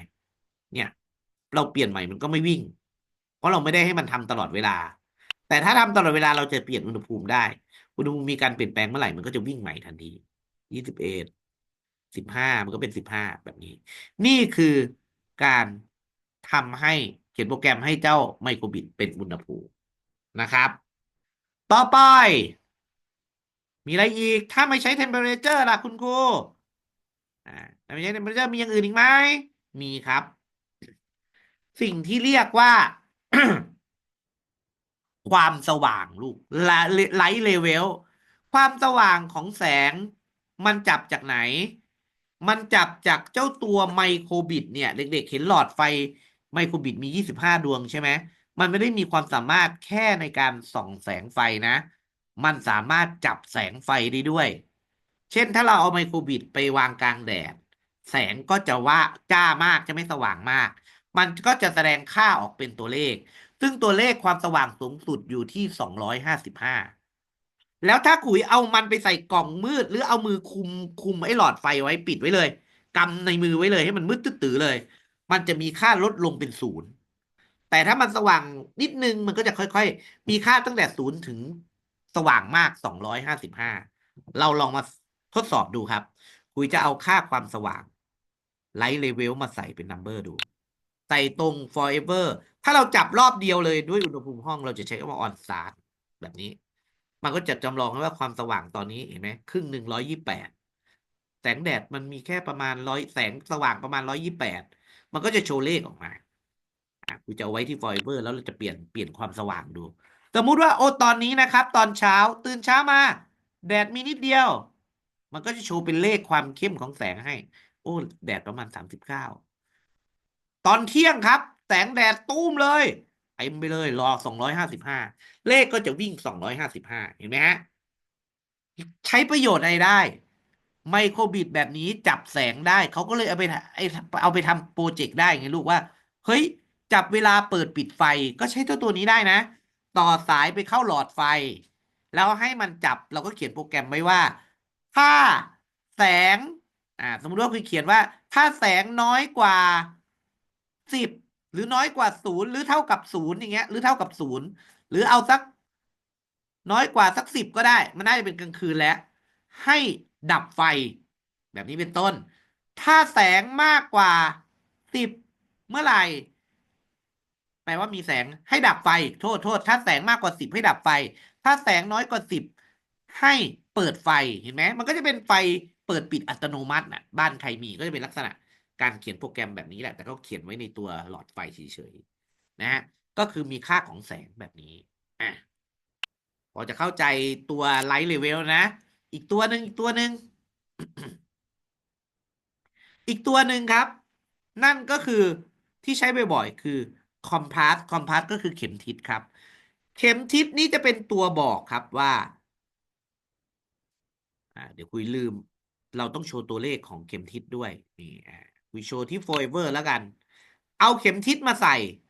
แคปซูลมาใส่ปั๊บมันจะบอกค่าของทิศทางครับ แต่จะบอกมาเป็นเลขจากวงกลมครับ เด็กๆเรียนเรื่องวงกลมเรียนเรื่องดีกรีหรือว่าองศามาแล้วก็จะมีตอนนี้เห็นไหม90องศา มันก็จะลูกศรชี้ไปทางนี้ ถ้าเราชี้ขึ้นบนเลยทิศเหนือล่ะ0 องศา มันก็จะเป็นเลข0มันไม่ได้บอกว่านอร์ทหรือเอาเซาท์เดี๋ยวเราจะต้องเขียนโปรแกรมควบคุมมัน แต่ถ้าตอนนี้เราเอา มันเอียงแบบนี้หมายความว่าไงแปลว่าเราจับไมโครบิตอะลูกจับหันหน้าแล้วเราก็หมุนตัวเองไปรอบๆหมุนตัวเองไปรอบๆมันก็จะบอกค่าเลขออกมาเนี่ยถ้าคุยหมุนไปอย่างนี้คุยเริ่มหมุนแล้วเริ่มจับไมโครบิตแล้วก็ตัวเองยืนหมุนรอบๆเราก็เจอทิศต่างๆ เจอทิศเหนือ ทิศเหนือจะเท่ากับ0ทิศตะวันออกจะเท่ากับ4590ทิศใต้ก็จะเท่ากับ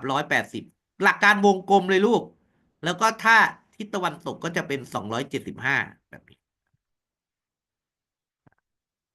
270270อย่างเงี้ยแล้วเราก็ค่อยซอยเป็นอันนี้เอา เดี๋ยวเราจะได้เขียนโปรแกรมครับ อันนี้ให้ดูพื้นฐานโปรแกรมก่อนนะครับ ว่ามันแสดงออกมาเป็นเลขแบบนี้ สรุป ก่อนจะให้เขียนโปรแกรมแล้ว สรุปในส่วนของ Input นะครับ เป็นตัวควบคุมปุ่ม ควบคุมการเซ็นเซอร์การสั่นสะเทือน ควบคุมการกดพินต่างๆข้างล่าง และยังเป็นการเรียกใช้โมดูลของไฟความสว่างของแสง โมดูลเข็มทิศบอกทิศทาง แล้วก็โมดูลอุณหภูมินะครับ แต่สังเกตไหมว่ามันมีมอด้วยมีมออีก เราลองกดดูมอครับ จะมีอย่างอื่นเพิ่มขึ้นมาอีกนะครับ magnetic force ครับ โอ้โห มีเกี่ยวกับคลื่นแม่เหล็กอีก มีทิศทางมีการวิ่งของเวลาอะไรต่างๆนะครับ เยอะแยะไปหมดเลย เราก็เลือกใช้ได้ แต่เราเอาเรียนแบบพื้นฐานก่อนนะครับ นี่คือที่เราใช้หลักๆ3 อัน ส่วนแรกนี้เราจะให้เด็กเขียนโปรแกรมครับ เรามาลองดูการเขียนโปรแกรมนะครับ ให้เด็กๆดูแล้วก็พยายามเขียนตามนะ อย่างแรกครูอุ๋ยจะให้เขียนโปรแกรม เพื่อสั่งหลอดไฟนิดนึง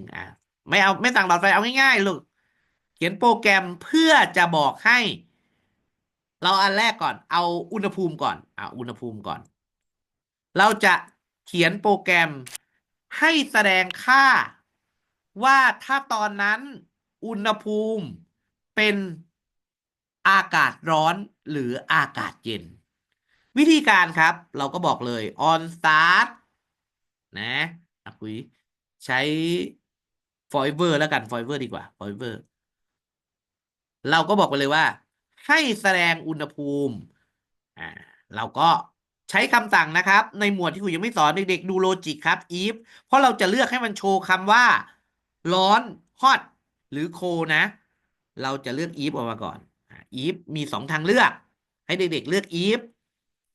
ออกมาใส่อยู่ใน folder เราจะเช็คตลอดเวลา ถ้าอุณหภูมิคือ temperature เนี่ย น้อยกว่าเท่าไหร่ถึงอากาศเย็นน้อยกว่า20ก็แล้วกันน้อยกว่า20องศาเราก็ใส่คำเข้าไปทีนี้มันต้องใช้เป็นเราเอาไปใส่เลยได้ไหมไม่ได้ครับ มันเป็นรูปเพชรเห็นไหมเพราะฉะนั้นเราจะต้องไปเลือกในโลจิกอีกครั้งหนึ่งมันจะมีการเปรียบเทียบเขาเรียก comparison นะครับ ออกมามากกว่าน้อยกว่า เราเอามากกว่าน้อยกว่าออกมาตัวนี้เลยนี่ฮะมาใส่ปุ๊บดูนะคุยซูมให้แล้วจะได้เห็นชัดๆดูนะครับ on start เราไม่ใช้ทิ้งไปก็ได้คุยจะบอกว่า forever if 0 น้อยกว่า0แรกก็คือเราบอก temperature นี่แหละ เอาไปใส่ถ้า temperature อุณหภูมิเนี่ย มันน้อยกว่า20เราใส่เลข20เข้าไป แบบนี้หมายความว่า ถ้ามันตั้งแต่19ลงมา คุยจะให้มันโชว์คำว่า คู่โชว์ข้อความก็คือคำว่า คือคำสั่งโชว์ซิงออกมาใส่โชว์คำว่าคู่ COOL คู่แล้วถ้านอกนั้นล่ะเอลก็คืออื่นๆก็คือมันตั้งแต่20ขึ้นไป ที่ไม่ตรงเงื่อนไขนี้ ก็ให้มันโชว์คำว่า hot นี่โปรแกรมแรกง่ายๆ แค่นี้ครับ แล้วเราดูผลออกมาครับ นี่ ตอนนี้มันโชว์คำว่า hot อยู่เห็นไหมครับว่ามัน21ถ้าขุยเอาอุณหภูมิลดลงสัก11แล้วปล่อยมือ มันจะโชว์คำใหม่ขึ้นมาบนไมโครบิตของเราว่าคู่เลย เวลาที่เราก๊อปโค้ดนี้ไปใส่ไมโครบิตนี้ของเราก็จะแปลงร่างตัวเองเป็นเทอร์โมมิเตอร์ครับ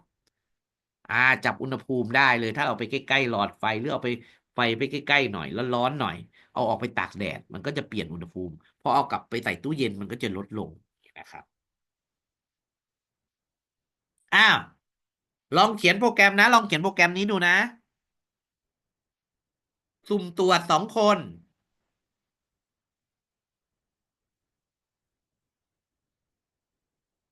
เขียนเลยวิธีการเขียนนะคุยแชร์หน้าจออยู่ย่อลงเลยลูกแล้วก็เปิดเขียนเลยคำสั่งไม่ยาก มี forever แล้วก็ if ทำไมต้อง forever เพราะว่าเราจะได้ปรับอุณหภูมิดูได้ตลอด ถ้าเราเอาไปใส่ใน on start มันจะทำครั้งเดียว มันก็เลยไม่เป็น real time ไม่เป็นณปัจจุบันลูก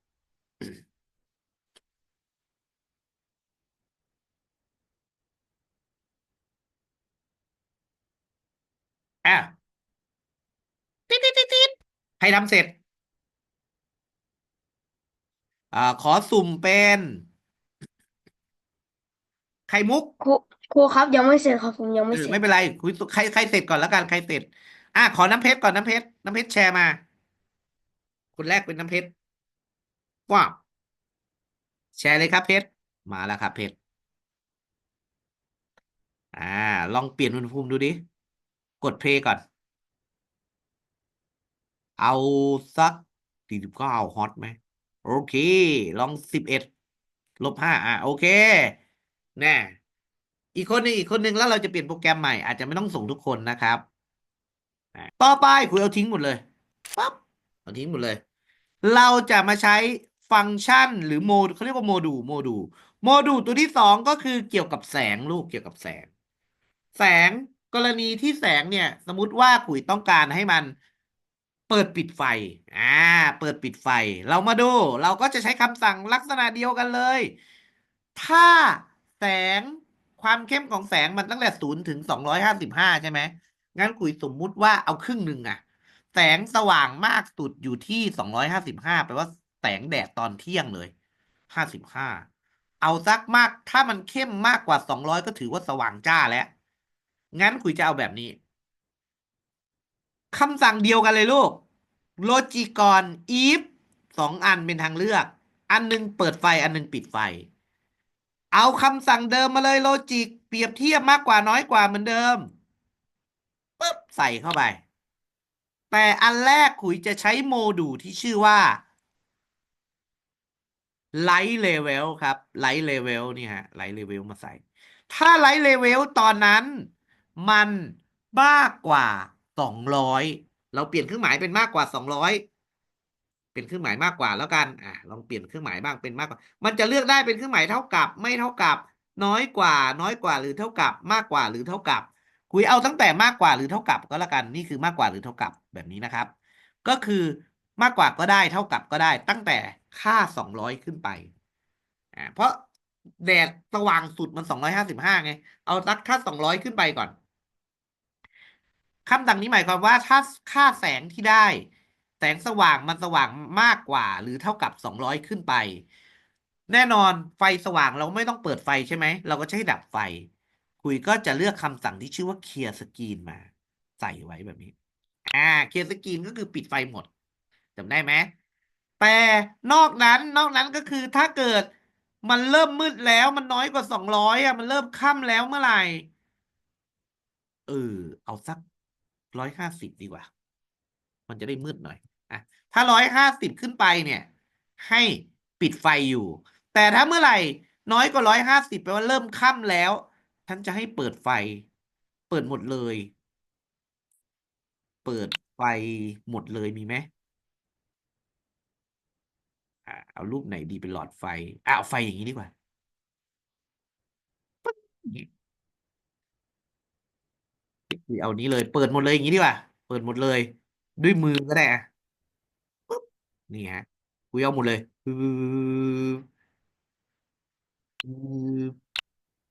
ให้ติดทุกดวงเลย25 ดวงเหมือน LED ตามบ้านเนี่ยเป็นอย่างนี้แหละลูกก็คำสั่งแบบนี้อ่าคำสั่งก็คือใช้ if เหมือนเดิม if else ถ้าแสงเห็นไหมแสงถ้าเกิดมัน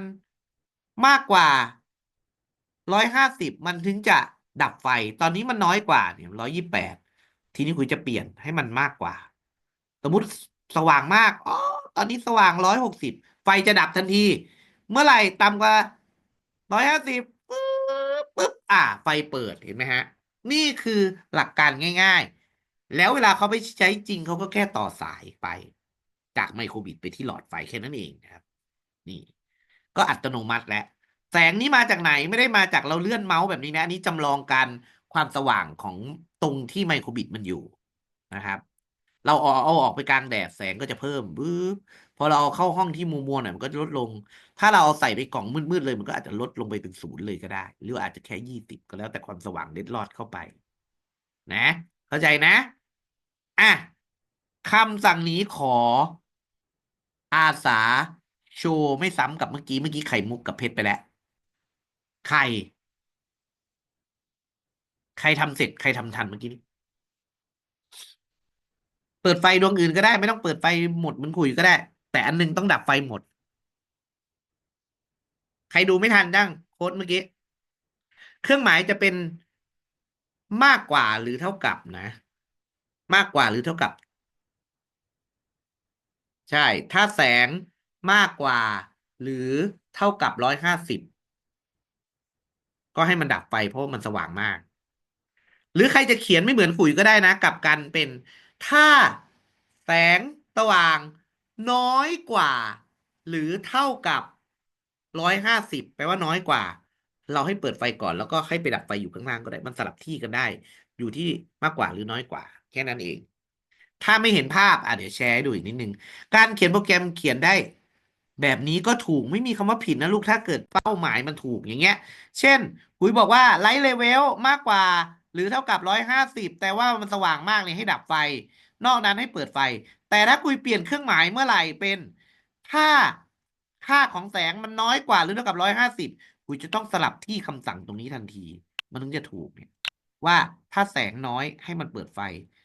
แสงมากให้มันปิดไฟ มันก็จะมีค่าเท่ากัน เหมือนเมื่อกี้นี่เลยคำสั่งเห็นไหมปึ๊บพอไฟน้อยก็เปิดไฟ พอไฟมากก็ดับไฟ เหมือนกันปลายทางเหมือนกันเขียนคนละแบบเฉยๆมีขออาสา1 คน จะไปโปรแกรมที่3ต่อขอโชว์2 คน แล้วจะให้เบรก5 นาที ขอไม่ซ้ำขอไม่ซ้ำขอไม่ซ้ำพร้อม ขอพร้อมทำทันไหม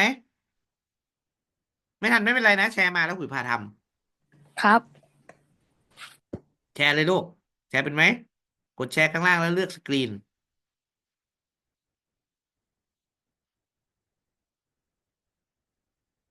มาแล้วของพร้อม มาทัน โอเคปึ๊บลงรถถูกต้อง คนต่อไปอีกสักคนหนึ่งปันลูก ขอปันอะไรครับอ๋อฮะให้โชว์ใช่ไหมครับ ได้โชว์กดอ๋อปุ่มแชร์ข้างล่าง แชร์อยู่ไหนวะครับมันจะอยู่ไม่ตรง แชร์อยู่นี่แล้วก็เลือกคำว่าสกรีนแชร์สกรีน สกรีน โอเค สกรีนผมกดแล้วมันไม่ได้ครับ กดแชร์เลย แชร์เลยใช่ไหมครับแชร์เลยครับ อ่ามาแล้ว มาแล้ว รอแป๊บหนึ่งมาแล้วเห็นแล้ว นี่ลองไปเลื่อนไอ้ตัวแสงอาทิตย์ให้มันสว่างขึ้นสิเลื่อนยังไงนะครับมือนั่นไงผมไอ้ลูกกลมๆซ้ายมือสุด ตรงเดโมซ้าตรงยเซมูเลเตอร์มันเดโมเลตัวเตอร์การ์ดไมโครบิตตัวการ์ดไมโครบิตตัวการมันก็มีลากลงมา คลิกก็ได้ สว่างมากก็ดับเห็นไหม แล้วลองลดลงไปให้น้อยกว่า150สิปั๊บก็ติดจบแค่นี้ปั๊บเราจะมาเริ่มเขียนโปรแกรมเข็มทิศครับ ให้เจ้าไมโครบิตเนี่ยแปลงร่างให้เราเป็นเข็มทิศดิจิตอลเลย บอกทิศทางให้เราเลย มาเริ่มอย่างแรกเลยครับ เราจะต้องเช็คทิศตลอดเวลาอยู่แล้ว ถูกไหมเพราะเราจะไม่ใช้ on start คุยจะใช้ forever เหมือนเดิม เพราะให้มันเช็คตลอดเวลาได้ forever แล้วทีนี้ครับ เราจะต้องใช้ if ทั้งหมด เอาแบบง่ายที่สุดก่อนแค่บอก4 ทิศพอ เราจะต้องใช้ if ทั้งหมด4 อัน แล้วจะใช้ยังไงคุณครูมันมี2 ทางเลือกเอง เราไปที่โลจิกเหมือนเดิมนะครับ แต่คราวนี้ข้อดีครับเด็กๆดูตรงนี้ครับ เราเอา if else นี่แหละออกมา แต่มันจะมีบวกเพิ่มได้ครับ เราลากออกมาก่อน เหมือนเดิมมาอยู่ใน forever เอาแค่2ก่อน แต่เราอยากได้4ใช่ไหม กดบวกเข้าไปครับ กดบวกข้างล่างปุ๊บมันจะขึ้นมา1 2 3และบวกอีกอันหนึ่งให้ครบ4 ทิศปุ๊บ4แล้วเรียบร้อย นี่คือการเพิ่ม if แล้วมันจะเป็นคำสั่งที่ชื่อว่า else if แล้วก็ else if เงื่อนไขที่3แล้วก็ else นอกนั้นคือถ้าไม่ตรงกับ3เงื่อนไขให้ทำอันนี้เราเริ่มจากตรงนี้ก่อนง่ายๆคำสั่งที่เราจะให้มันโชว์เลขคือเราอยากรู้ว่าทิศที่เราหันไป เลขของเข็มทิศมันเป็นยังไง เราก็จะต้องไปเอา Input จำได้ไหมครับ Input แล้วโมดูลที่ใช้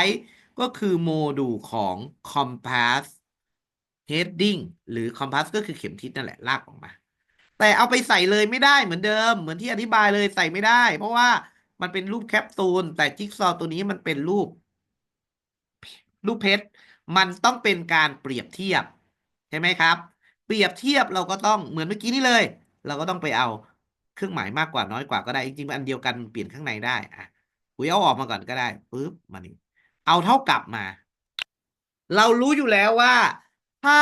เท่ากับ0เมื่อไหร่นี่นะเท่ากับ0เมื่อไหร่ให้เป็นทิศเหนือถูกไหมเราก็คอมพอสมาใส่ได้แล้วว่าถ้าคอมพอสคอมพาสเนี่ยไอเลขที่ได้จาก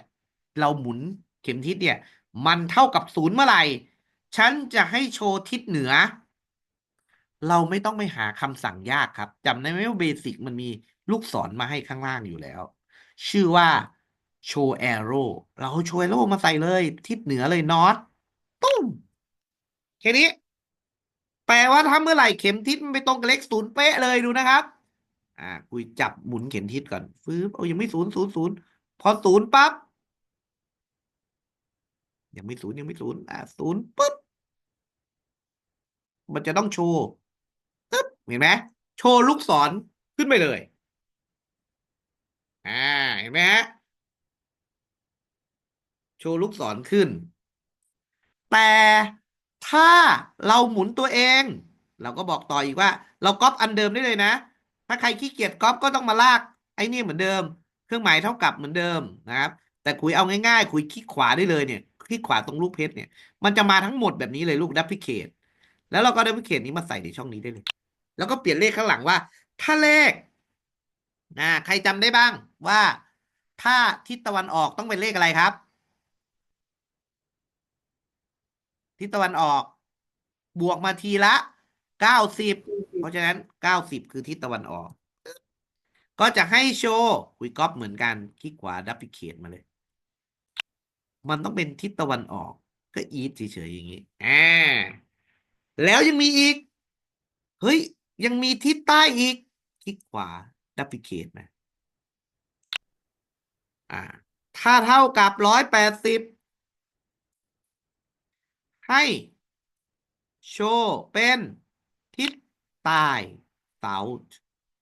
นี่ฮะเขามีมาให้แล้วคุยย่อลงจะได้เห็นหมดครอบคลุมนะครับ อันสุดท้ายทำไมไม่เขียนเหมือนกันล่ะคุณครูถ้าอื่นๆเนี่ยผิดในนั้นลูกเกิดมันเป็น181มันก็จะโชว์อย่างอื่น เกิดมันเป็น1มันก็จะโชว์อย่างอื่น เพราะฉะนั้นเราจะใช้วิธีบวกเพิ่มเข้าไปอีก1อันครับ เพื่อให้ได้มีเพชรขึ้นมา แล้วเราก็ลบอันข้างล่างที่ไม่มีเพชรออก ลบตรงไหน ลบตรงนี้ครับนี่ฮะมันก็จะเหลือแต่อันที่มีเพชรเห็นไหมฮะแล้วเราก็ก๊อปได้แล้ว แล้วเราก็เปลี่ยนเป็นเท่าไหร่270ก็ให้โชว์เข็มทิศตะวันตกปึ๊บเรียบร้อย แบบนี้เราจะได้โปรแกรมเข็มทิศแล้วฮะ เราลองหมุนทำจำลองการหมุนตรงโลโก้ครับ เพราะมันหมุนจริงไม่ได้เขาเลยจำลองให้ว่าถ้าเกิดตัวเราค่อยๆหมุนไปหมุนไปหมุนไปหมุนไป ถ้าเป็นเลข1ก็ยังไม่ใช่ทิศเหนือต้อง0เป๊ะปั๊บลูกศรขึ้น ถ้าขุยหมุนไปเป็น90เมื่อไหร่ลูกศรก็จะเปลี่ยนครับถ้าเกินไม่ได้นะครับปึ๊บผ่านไปหน่อยหนึ่งเอง90มาแล้ว ถ้าเกิดเป็น270ปึ๊บ270เลยก็ต้องเป็นทิศตะวันตกปั๊บเห็นไหมฮะลูกศรจะเปลี่ยนทันทีพอเวลาเรา copy โค้ดนี้ไปจริงเราก็แค่ถือไมโครบิตแล้วก็หมุนตัวเองไป มันก็จะเจอทิศที่เราต้องการ มันก็จะบอกเลยว่าข้างหน้าเราเป็นทิศอะไร north east south west คำถาม ถ้าครูอยากให้มันละเอียดกว่านี้อ่ะมีเหนือตะวันออกเฉียงเหนือ ตะวันออกเฉียงใต้อะไรด้วย เราก็ต้องเพิ่มเป็น8เลยลูก8เลย ทีนี้เลขมันมายังไง เพิ่มเลยนะครูจะทำให้ดู บวกเข้าไปอีกครับว้าวบวกเข้าไปเลย มันอาจจะไม่เรียงกันก็ได้ ไม่ผิดครับ บวกไปเยอะๆให้ได้เพชร4 อัน เป็น8 อันเลยปึ๊บแล้วค่อยลบอันสุดท้ายที่เป็นเอลทิ้ง1 2 3 4เป็น8แล้วลบปั๊บเหลือแค่นี้ก๊อปปี้ข้างบนมาเลย เดี๋ยวค่อยเปลี่ยนเลขก็ได้แอปพลิเคชมาใส่โอ้ยโอ้ยโอ้ยหลุดแอปพลิเคชมาใส่ทั้งเพชรเลยแอปพลิเคชมาอีกแอปพลิเคชมาอีกเดี๋ยวค่อยเปลี่ยนเลขทีหลังก็ได้ อันนี้ทำอย่างเร็วแล้วก็เลขก็คือเราเปลี่ยนเลขทั้งหมดใหม่ก็ได้ครับเดี๋ยวก๊อปอันนี้ด้วยขอก๊อปอันนี้ด้วย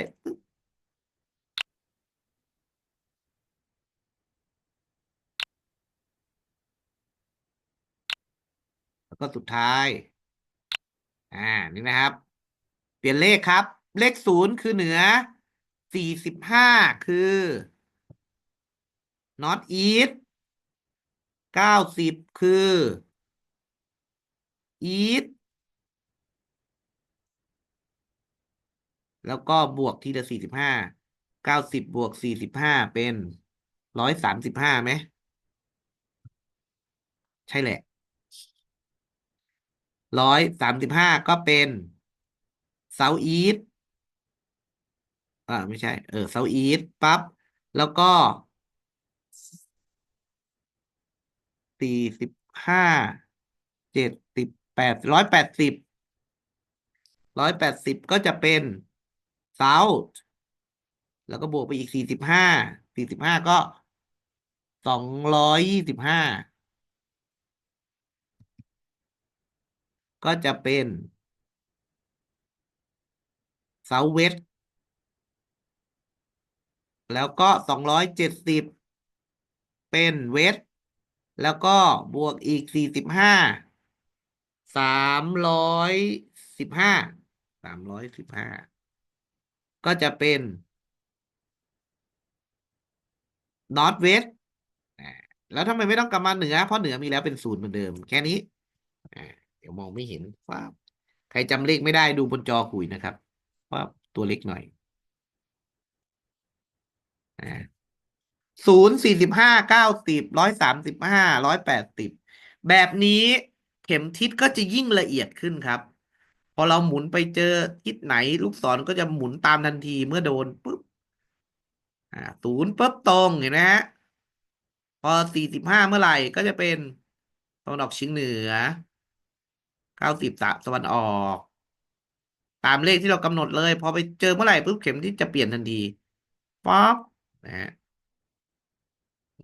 135หรออ่าแล้วก็180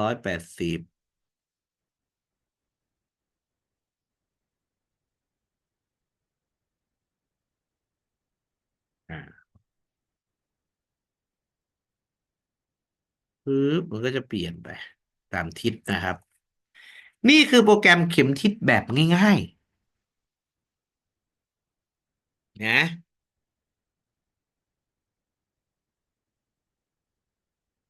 ใช้คำสั่งซ้ำๆเหมือนเดิมคือมีแค่ if else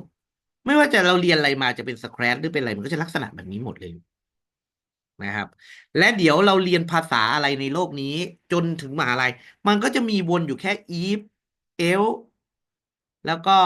มีวนซ้ำซึ่งเดี๋ยวเราจะให้วนซ้ำอีกทีนี่นะครับ forever วนซ้ำแบบนี้อันนี้จริงๆมันเหมือนเขียนเยอะแต่จริงๆเป็นการ copy มาหมดเลยลูกแก้คำนิดเดียว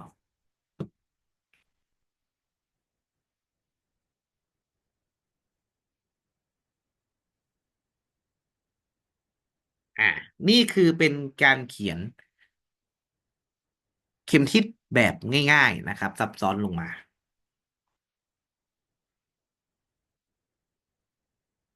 อ่า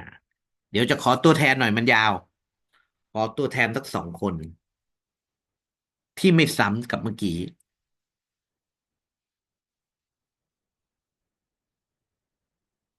มองเห็นไหมนะมันเล็ก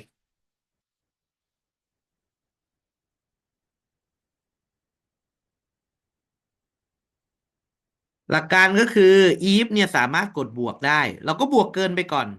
แล้วเราค่อยมาลบตรงท้ายมันจะมีเครื่องหมายลบเด่นลบอะเราก็ลบอันที่เป็น else ทิ้ง เราก็จะได้คำสั่งที่เป็นมีเงื่อนไขได้หมดทุกอันเลย8 อัน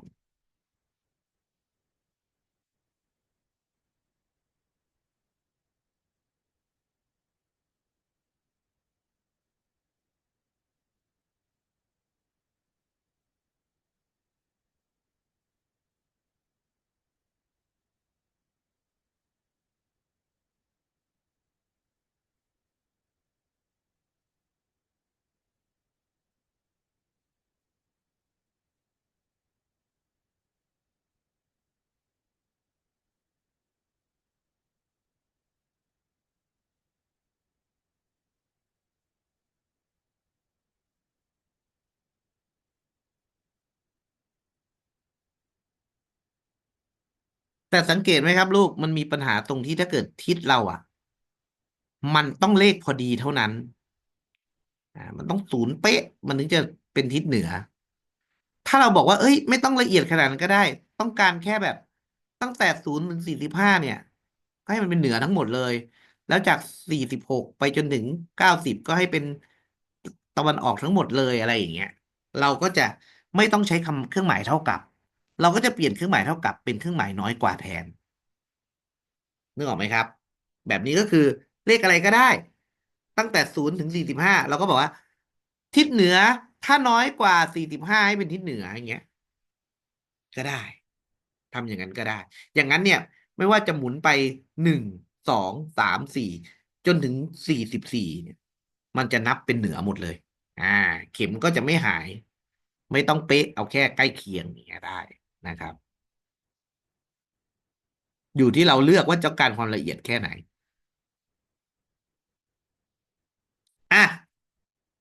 ถือว่าพอสมควรแล้วขอคนที่เสร็จทัน2 คนจินทันไหม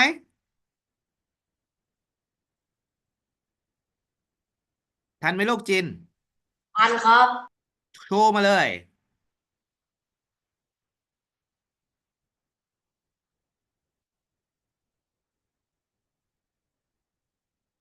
อ่าลองหมุนเทสดู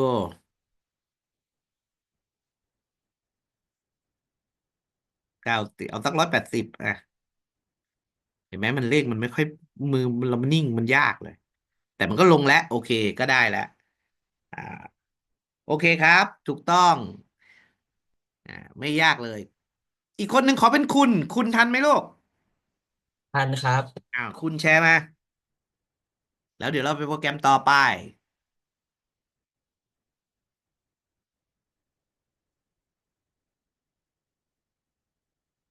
หมุนดูเลยพอมันสัมผัสปั๊บมันก็จะเปลี่ยนทิศตามเราเลยแต่180นี่ยากเลยอ่าโอเคได้แล้วถูกต้องครับ เด็กๆครับกลับมาดูที่จอคุยนิดนึงกรณีเมื่อกี้สังเกตไหมเวลาเราหมุนเนี่ยมันถ้ามันเป๊ะมันถึงจะเปลี่ยนลูกศรเราก็เขียนได้อีกแบบหนึ่งแต่ไม่ต้องเขียนนะดูเป็นแนวทางเฉยเฮ้ยคุณครูถ้าเกิดคุยจะเอาแค่ให้มันเป็นเครื่องหมายน้อยกว่าก็เป็นเหนือแล้วกันอย่างเงี้ยคุยก็เปลี่ยนสมมติเดี๋ยวคุยซูมให้คุยเปลี่ยนตรงนี้ล่ะ เฮ้ย ถ้าเลขที่ได้เนี่ยมันน้อยกว่าคุณใช้คำว่าน้อยกว่าหรือเท่ากับเอาน้อยกว่าแล้วกันน้อยกว่า45คุยจะให้มันโชว์ว่าเป็นนอตครับอย่างนี้แล้วก็บอกไปอีกว่าแล้วถ้าน้อยกว่า90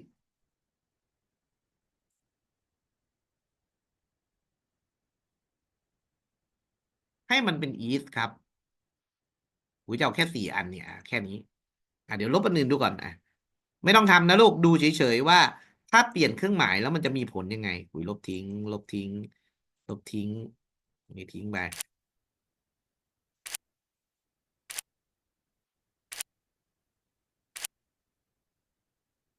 เดี๋ยวสัก4 อันจะได้เห็นภาพชัดหน่อย ถ้าเยอะกว่านี้มันจะงง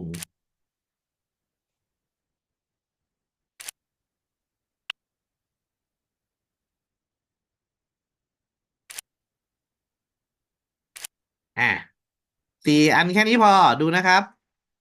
อุ้ยเกินไปขาดไปไม่เป็นไรบวก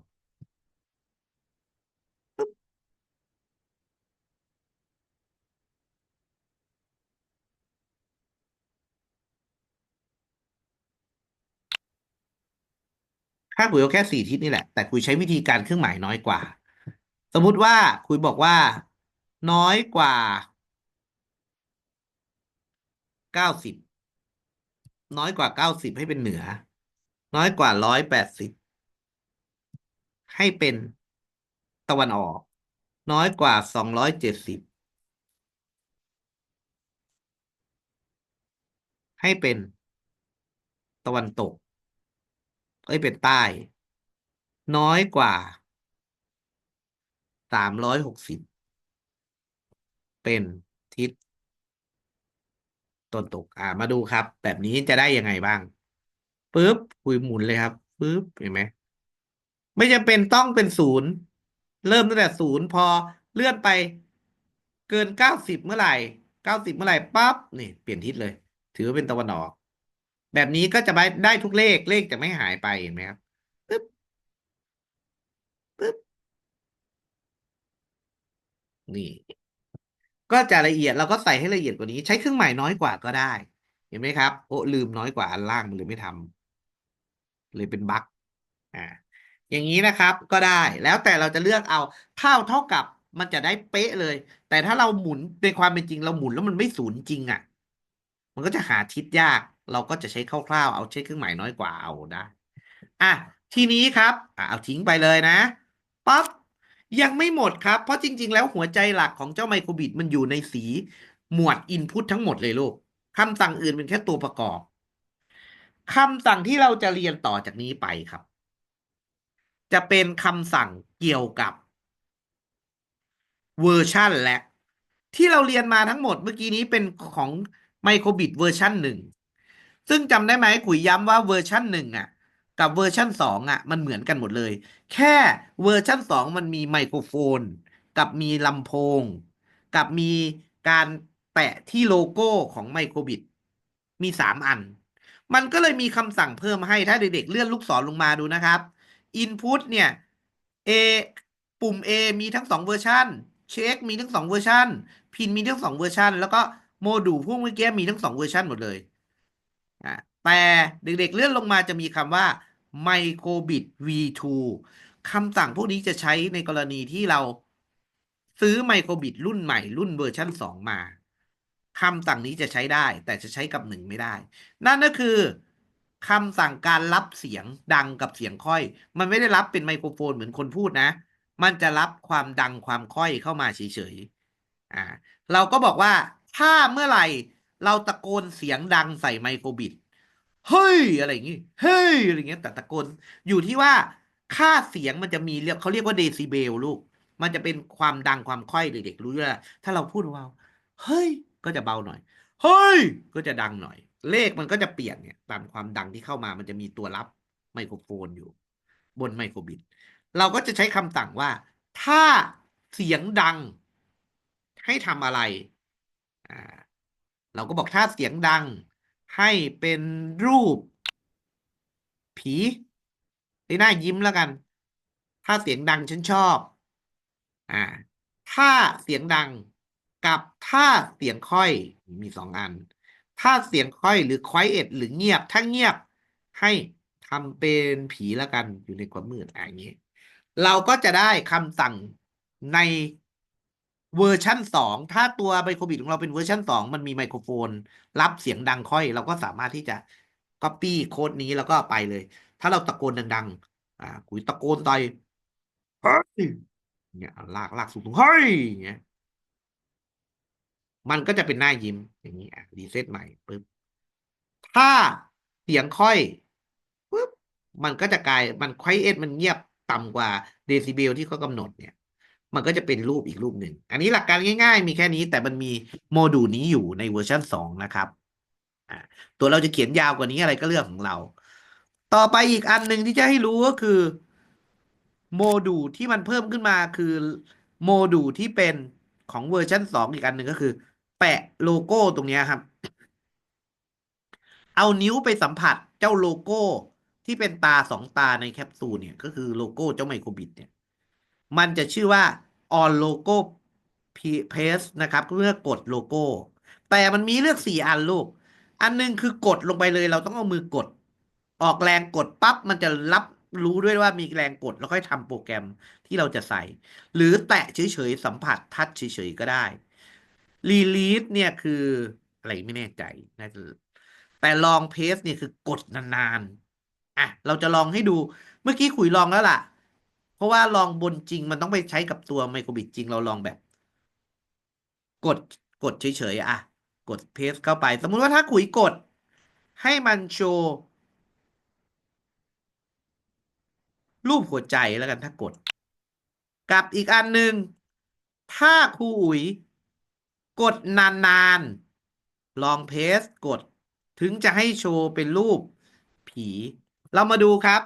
ถ้าเป็นแบบนี้ก็คือเวอร์ชั่น2เห็นไหมมันจะมี V2 บอกว่าตอนนี้เราทำงานในหมวดเวอร์ชัน2เราลองเอานิ้วก็คือเมาส์เรานี่แหละ ไปกดที่โลโก้เฉยๆตึ้งมันจะได้รูปหัวใจเหมือนเราเอานิ้วเราไปแตะที่โลโก้ แต่ถ้าเรากดอีกปุ๊บก็จะเป็นแค่หัวใจตึ๊บเป็นหัวใจ แต่ถ้าเรากดแช่นานๆค้างไว้ เราก็กดคลิกเมาส์ค้างไว้ 1 2 3ปล่อยจะกลายเป็นผีครับ แปลว่ามันรับรู้น้ำหนักของนิ้วที่กดด้วยนะครับ นี่ก็คือจริงๆคุยยกตัวอย่างแบบง่ายๆ มันจะเขียนยาวกว่านี้ก็แล้วแต่เรานะครับ แต่ให้รู้ว่าเวอร์ชั่น2มี2คำสั่งนี้คือแปะโลโก้แล้วก็ เจ้าแปะที่โลโก้อย่างนี้ แล้วก็คำสั่งที่เป็นการรับเสียงดังเสียงค่อย มันไม่ได้รับเป็นคำพูดหรือเพลงอะไรนะ มันยังไม่ขนาดนั้น มันแค่รู้ว่ามีเสียงดังหรือเสียงค่อยหรือเสียงเงียบได้นะครับ ส่วนอันที่3เวอร์ชัน2ที่เพิ่มมาก็คือลำโพงใช่ไหมลำโพงก็ไม่มีอะไรเป็นลำโพงเฉยๆเล็กๆ แต่เป็นลำโพงแบบที่ใช้กับเจ้าไมโครบิทเฉยๆนะลูกไม่ได้เป็นลำโพงที่เป็นลำโพงที่เป็นเสียงพูดออกมา มันจะเป็นแค่เสียงติดติดติดติดซึ่งเดี๋ยวเราจะได้เรียนในหมวดที่3นี่แหละครับทีนี้ครับเด็กๆ วันนี้ครับ เรารู้จักกับ Input ไปหมดแล้วนะ Input มี Level มีอะไรหมดแล้วมีบางอันที่เรายังไม่ได้ใช้ เพราะว่าอ่ามันต้องไปคำสั่ง Advanced กว่านี้นะครับ เกี่ยวกับการกดน้ำหนักการอะไรต่างๆทีนี้เรามาดูคำสั่งต่อไปดูในมอนิดนึงเด็กๆจะได้รู้ว่าในมอมีอะไรบ้าง ในมอก็จะมี calibrate compass อันนี้เป็นการ calibrate แปลว่าตั้งเข็มทิศให้มันถูกต้อง เรามักจะใช้คำนี้ก่อนเสมอแต่เมื่อกี้นี่เราใช้เข็มทิศบางทีมันเพี้ยน เข็มทิศโลกมันไม่แน่นอน แล้วก็ก่อนที่จะเขียนคำสั่งเมื่อกี้ที่คุณกับใครนะโชว์นั่นแหละเราลืมไปว่าคุยลืมไปว่าเอานี้ใส่เข้าไปก่อนสักอันหนึ่งมันก็จะเป็นการคาลิเบรตคือการปรับค่าให้เองอัตโนมัตินะครับ มีอะไรอีกที่อยู่ในมอมีโรเทชันการเอียงนะครับนี่การเอียงก็จะมีแบบ การเอียงก็จะดูไมโครบิดแต่เราก็ใช้ไปแล้ว เรามีไอ้ตัวที่เราลองทำไปแล้วนะครับ คราวนี้เด็กๆครับ เราจะมาเรียนหมวดที่3เลยเรียนหมวดที่3เลยหมวดสุดท้ายครับ หมวดสุดท้ายของวันนี้แล้วพรุ่งนี้ก็จะเป็นการเขียนไมโครบิดแบบที่ตามโจทย์ของครูฝรั่งเลยคือในหมวดของการเล่นเกมอะไรต่างๆมาดูหมวดนี้ก่อนครับ หมวดนี้คือลำโพง เด็กๆครับ การที่เราจะต่อลำโพงได้ในไมโครบิดเวอร์ชั่น1มันไม่มีลำโพงมาให้ เวลาที่เราใช้คำสั่งอะไรเกี่ยวกับมิวสิกเนี่ย มันจะจำลองการต่อลำโพงให้เราดู เดี๋ยวคุยทำให้ดูนะครับ สมมุติว่าเอาคำสั่งแรกก่อน play melody เนี่ยออกมา เด็กๆ play melody นี้ออกมา แล้วก็อย่าลืมเอาเป็นคุยให้เล่นรอบเดียวแล้วกัน on start เดี๋ยวมันจะหนวกหู เราเอาคำสั่ง play melody ใส่เข้าไป สังเกตข้างๆไหมครับเซมูเลเตอร์มันเปลี่ยนไป มันกลายเป็นรูปภาพไมโครบิตแล้วมีการต่อสายเบอร์ศูนย์กับกาว แล้วก็เอาไปหนีบกับแจ็คอันนี้คือแจ็คซึ่งแจ็คนี้ก็คือแจ็คลำโพง ถ้าใครเคยเล่นคอมพิวเตอร์ที่โรงเรียนอ่ะ มันจะมีลำโพงใช่ไหม ถ้าเด็กๆดึงสายข้างหลังออก ปลายมันจะเป็นแจ็คแบบนี้แหละเขาเรียกว่าแจ็คเนี่ยฮะก็แปลว่าถ้าเราจะต่อเวอร์ชันหนึ่งเนี่ยเราต้องเสียบสายมาพ่วงกับแจ็คลำโพงอย่างนี้ เราถึงจะได้ยินออกลำโพง แต่เวอร์ชัน2เขาเลยไม่ต้องมาทำแบบนี้เขาใส่ลำโพงเล็กๆเข้าไปข้างในให้เราได้ยินเสียงเลย แต่เสียงที่ออกมาไม่ได้เป็นเสียงพูดเสียงอะไรนู้นจะเป็นเสียงที่เป็นซาวด์ของคอมพิวเตอร์นั่นเองทีนี้เรามาดูครับ ทุกคนฟังนะครับคุณไม่แน่ใจคุยแชร์เป็นซาวด์หรือยังติ๊กซาวด์โอเคแชร์ซาวด์แล้วเด็กๆจะได้ยินเสียงคุณด้วย เสียงจากคอมด้วยดูนะครับ เจ้าเมโลดี้คำสั่งแรกในหมวดมิวสิกเนี่ย play melody แล้วก็มีรูปตัวโน้ต ตัวนี้เราลองคลิกตรงรูปตัวโน้ตมาครับปึ๊บคลิกรูปตัวโน้ตมา มันจะเป็นตารางออกมาแบบนี้ เด็กๆดูตามคุยก่อนนะครับ ตารางแบบนี้หมายความว่าไง มันจะเป็นโน้ตเด็กๆเรียนดนตรีกับคุณแนทไปแล้วมีโดเรมีฟาซอลลาซีโดใช่ไหมอ่าดูแล้วดูข้างล่างมันก็จะมีโดเรมีฟาซอลลาทีโดมีเท่ากันเลย8 เสียงเหมือนกันขอโทษมันหมายถึงเมโลดี้8 ตัวโน้ตต้องเอาแนวตั้งสิก็โดเรมีฟาซอลลาซีโดเหมือนกันต้องตัวที่1คือโด ถ้าเราต้องการให้เล่นเสียงโดเรากดอันนี้ ตัวที่2ต้องการเลมีฟาซอนลาโดถ้าแบบนี้แปลว่ามันจะเรียงต่อกัน8 ตัวโน้ตเราลองเทสดู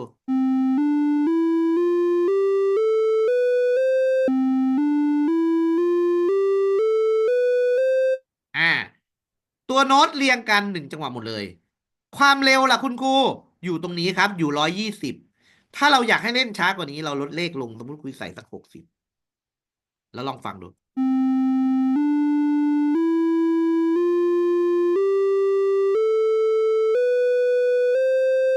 อันนี้คือเราแต่งเสียงเอง เราอาจจะไม่ให้ตัวโน้ตที่2มีเสียงก็ได้ แบบนี้คุณจะให้เล่นแค่ตัวโน้ตแค่นี้ มันก็จะเล่นตามที่เราเลือกครับ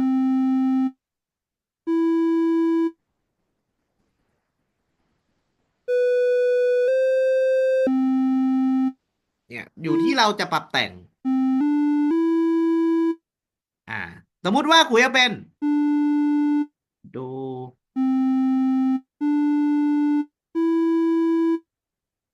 แล้วก็หยุด แล้วก็หยุด แล้วก็โดลองฟังดู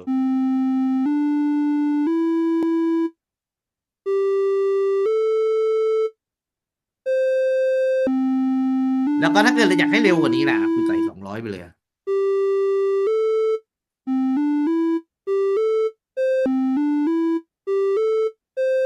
อันนี้คือเด็กๆสามารถแต่งได้8 ตัวโน้ตนะครับ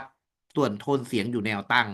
พอเราได้แล้วอย่างแรกอันนี้คือเราทำเอง แบบที่2แกลเลอรี่เขามีไว้ให้ ถ้าเราเลือกแกลเลอรี่เราเลือกสเกลได้เลยเขาจะมี เราลองฟังแต่ละอัน เช่นอันนี้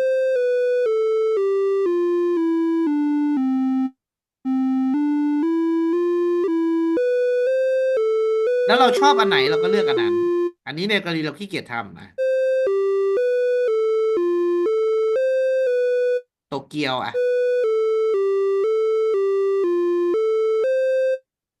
แบบนี้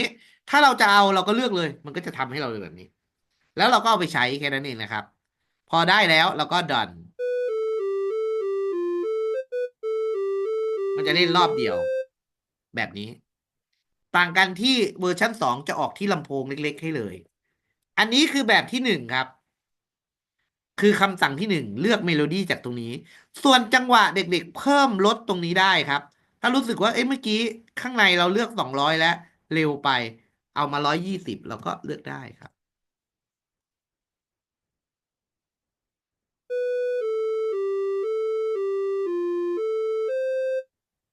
นะครับ อ่ะอันแรกเป็นเมโลดี้คุยไปอย่างรวดเร็วเลยนะยังไม่ได้ทำตอนนี้ดูก่อน อันแรกเป็นเมโลดี้เกี่ยวกับเสียงมีให้8 ตัวโน้ตถ้าเราอยากเล่นเยอะๆเราก็ทำ2 อัน3 อันต่อกัน แต่งเพลงเองทำยังไงล่ะคุณครูเช่นคุยเอานี้1 อันอ่าปุ๊บแล้วคุยเลือกเป็นไล่สเกลแล้วกันอ่าเสร็จแล้วดอนแล้วคุยก็ให้เล่นต่อดับพิเคทมาเลยปั๊บแต่อันที่2คุยเปลี่ยนสเกลไล่ลงครับอ่าสเกลแกลเลอรี่ไล่ลงไล่ลงเอาสเกลอ่าอย่างเงี้ยมันก็จะได้แล้วเล่นต่อกันครับ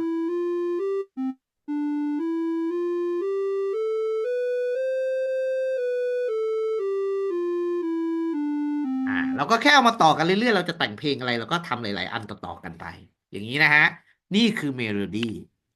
อันต่อไปในหมวดของมิวสิกก็คือโทนเสียง ถ้าเราไม่ได้อยากได้เป็นเมโลดี้หลายตัวขนาดนั้นอยากได้โทนเสียงเอา เช่น อันนี้เป็นคนที่เรียนดนตรีที่จะมี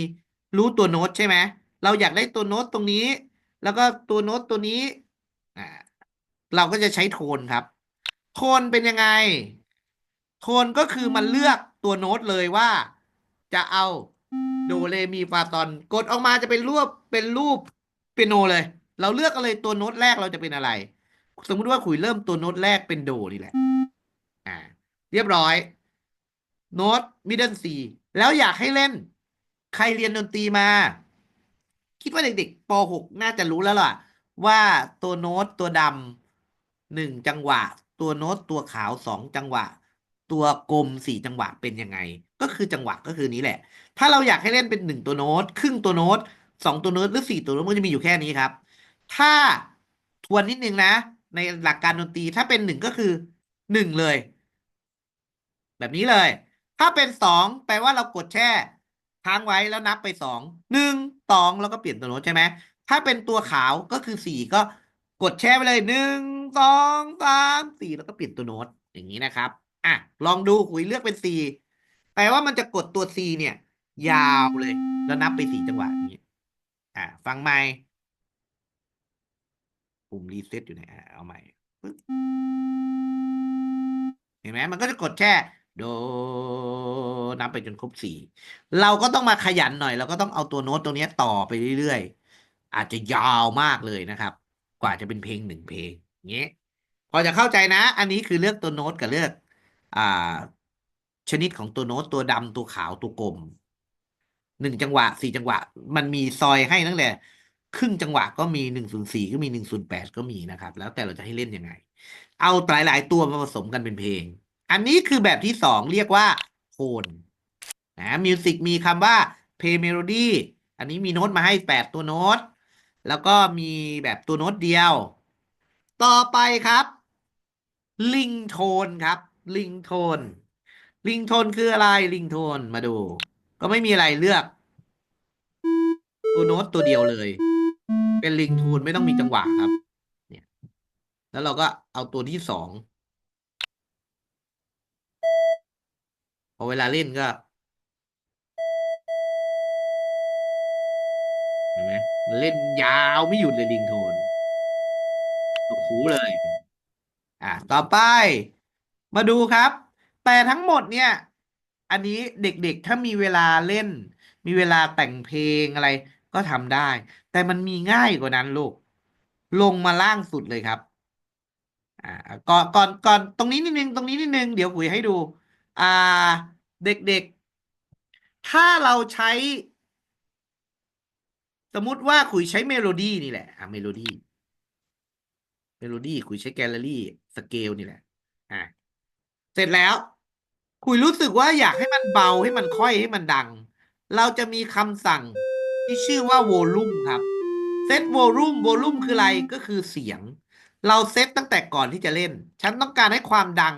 สูงสุดเลยดังมาก255เสียงก็จะดังประมาณนี้ครับ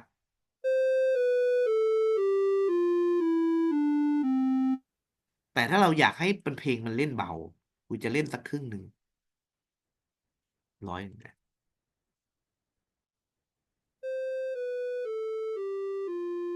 ใช่ไหมได้ยินไหมมันดังไม่เท่ากันนะเราอยากให้ดังมากตรงไหนเราก็เอาตัวนี้ไปแทรก เช่นคุยอยากให้รอบแรกดังมากดับเบิลเคทมาเลยครับ จากนั้นเปลี่ยนเป็นความดัง แล้วก็ให้มันสเกลที่สองเล่นอีกครั้งหนึ่งแต่ลดเสียงลงอย่างนี้มันก็จะเล่นแบบนี้ครับ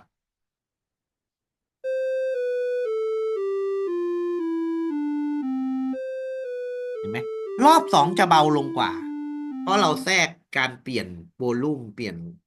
ความดังให้มากให้น้อยลงอ่ะต่อไปครับ หมวดมิวสิกอันที่สนุกมันอยู่ตรงนี้ลูก อันสุดท้ายแล้ว แทนที่เราจะมานั่งแต่งเพลงเอง เสียเวลาเอาสำเร็จรูปมีไหมครู มีสำเร็จรูปให้ด้วยครับ อยู่ล่างสุดเราไม่ต้องไปสนใจพวกนี้นะ มันเสียเวลาเราไม่ได้เรียนดนตรี เรามาสนใจ Melody Advance ครับ ในหมวด Melody Advance จะมีเพลงที่เขาทำไว้ให้เราแล้วครับ เราแค่เลือกออกมา ชื่อว่า Play Melody ดาดาดำ in background ลากออกมาดูครับ เพลงแรกดาดาดำครับ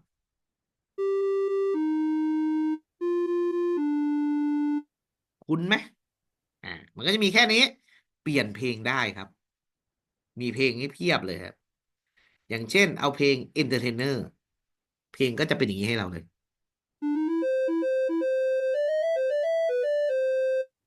ถ้าเราอยากได้ อันนี้เป็นซาวด์เราก็เลือกได้เลย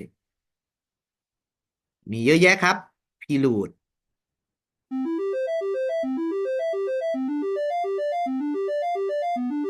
แต่ก็อย่างว่าแหละ มันเป็นเสียงที่เขาเรียกว่าเสียงดิจิตอลลูก มันก็เลยเป็นแค่เสียงตัวโน้ตง่ายๆที่เกิดจากเครื่องอิเล็กทรอนิกส์โปรเซสเซอร์แค่นั้น มีนะ มีเยอะแยะ มีอะไร มีเบิร์ d เดย์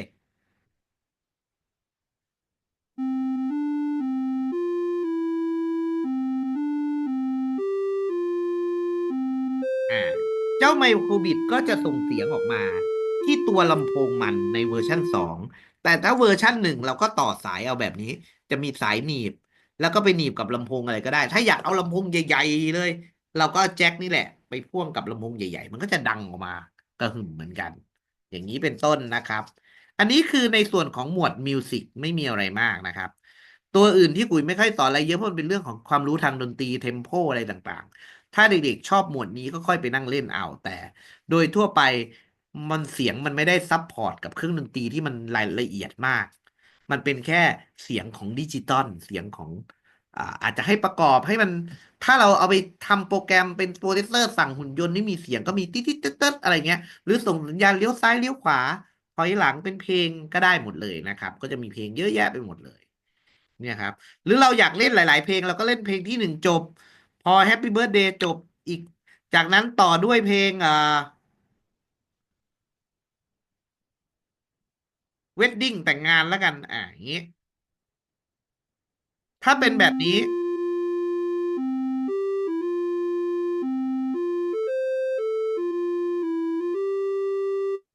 สังเกตไหมว่าพอเราใส่2 อันมันดันไปเล่นเพลงสุดท้ายอะลูก ลองดูข้างหลังนิดนึงครับ มันจะมีคำว่า in background until done looping in background ถ้าเราเลือกคุยจะให้ดูนะครับ อันแรกก่อนคุยแยกนี้ออกมาก่อนนะ ถ้าคุยเอาเพลงแต่งงานเนี่ยแล้วเลือกเป็น in background มันจะเล่นเพลงเนี้ย เป็นพื้นหลังแล้วเราก็จะเอาซาวด์ที่เราแต่งอื่นๆมาได้ มันก็จะเล่นต่อเลย กับอีกอันนึงคือ until done มันจะเล่นจนเสร็จก่อน มันค่อยไปคำสั่งต่อไปครับถ้าแบบนี้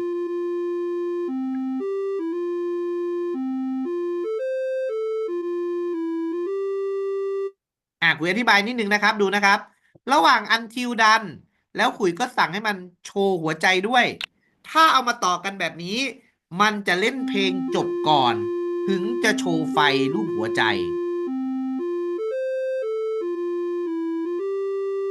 แป๊บ แต่กลับกันถ้าขุยบอกว่า Melody Wedding เนี่ยขุยบอกว่าให้เล่นเป็นแบ็กกราวด์มันจะโชว์ไฟรูปหัวใจไปด้วย และมีเพลงนี้ไปด้วย แบบนี้ครับ มันจะไม่ร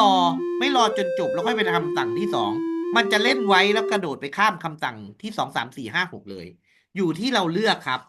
นะ กับอีกอย่างหนึ่งถ้าเกิดเราเลือกคำว่า looping เราเรียนเรื่อง loop มาแล้วคือวนซ้ำไปเรื่อยๆถ้าเราเลือกแบบนี้แล้วเรามีคำสั่งอื่นว่า โชว์รูปหัวใจ จากนั้น โชว์คำว่า hello จากนั้นให้รอ2 วินาที แล้วก็ให้โชว์อุณหภูมิเอางี้มาผสมกันได้หมดเลยเด็กๆจะได้เห็นว่ามันผสมกันได้ทุกคำสั่งงี้แปลว่ามันจะทำงานแบบนี้ครับ พอเพลงเริ่มเล่นมันก็ไม่สนหัวใจก็มาเลย แล้วก็เฮลโลวิ่งแล้วก็รอ2 วินาที เพลงก็เล่นไปเป็นแบ็กกราวด์แล้วก็โชว์เลขอุณหภูมิ21เห็นไหมฮะแบบนี้คือ loop in background แต่ถ้าเราเลือกคำว่า until done มันจะเล่นจบก่อนค่อยไปทำงานคำสั่งที่ 2 คือหัวใจต่อ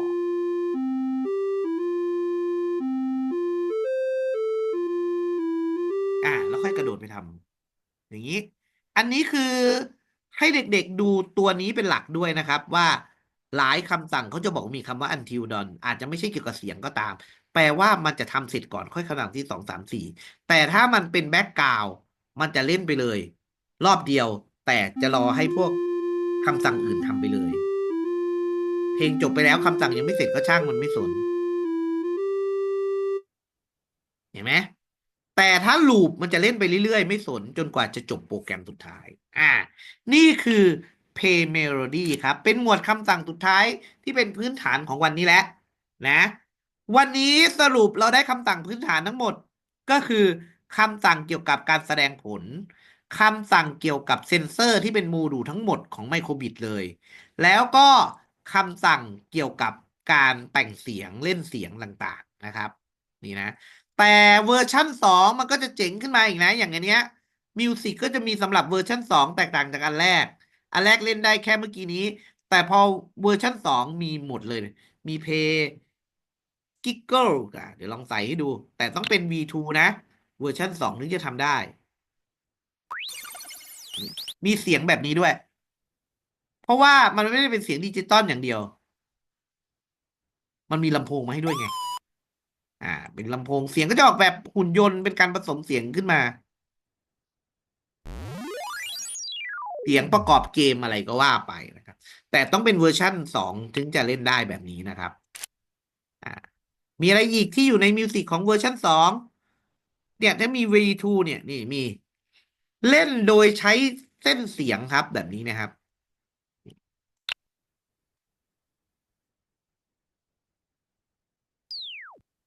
เราแต่งเสียงได้ครับนี่ฮะกดเข้าไปแล้วเราก็แต่งเสียงเอาแต่งเสียงแต่เราต้องมีความรู้เรื่องขึ้นเสียงหน่อยอย่างเงี้ย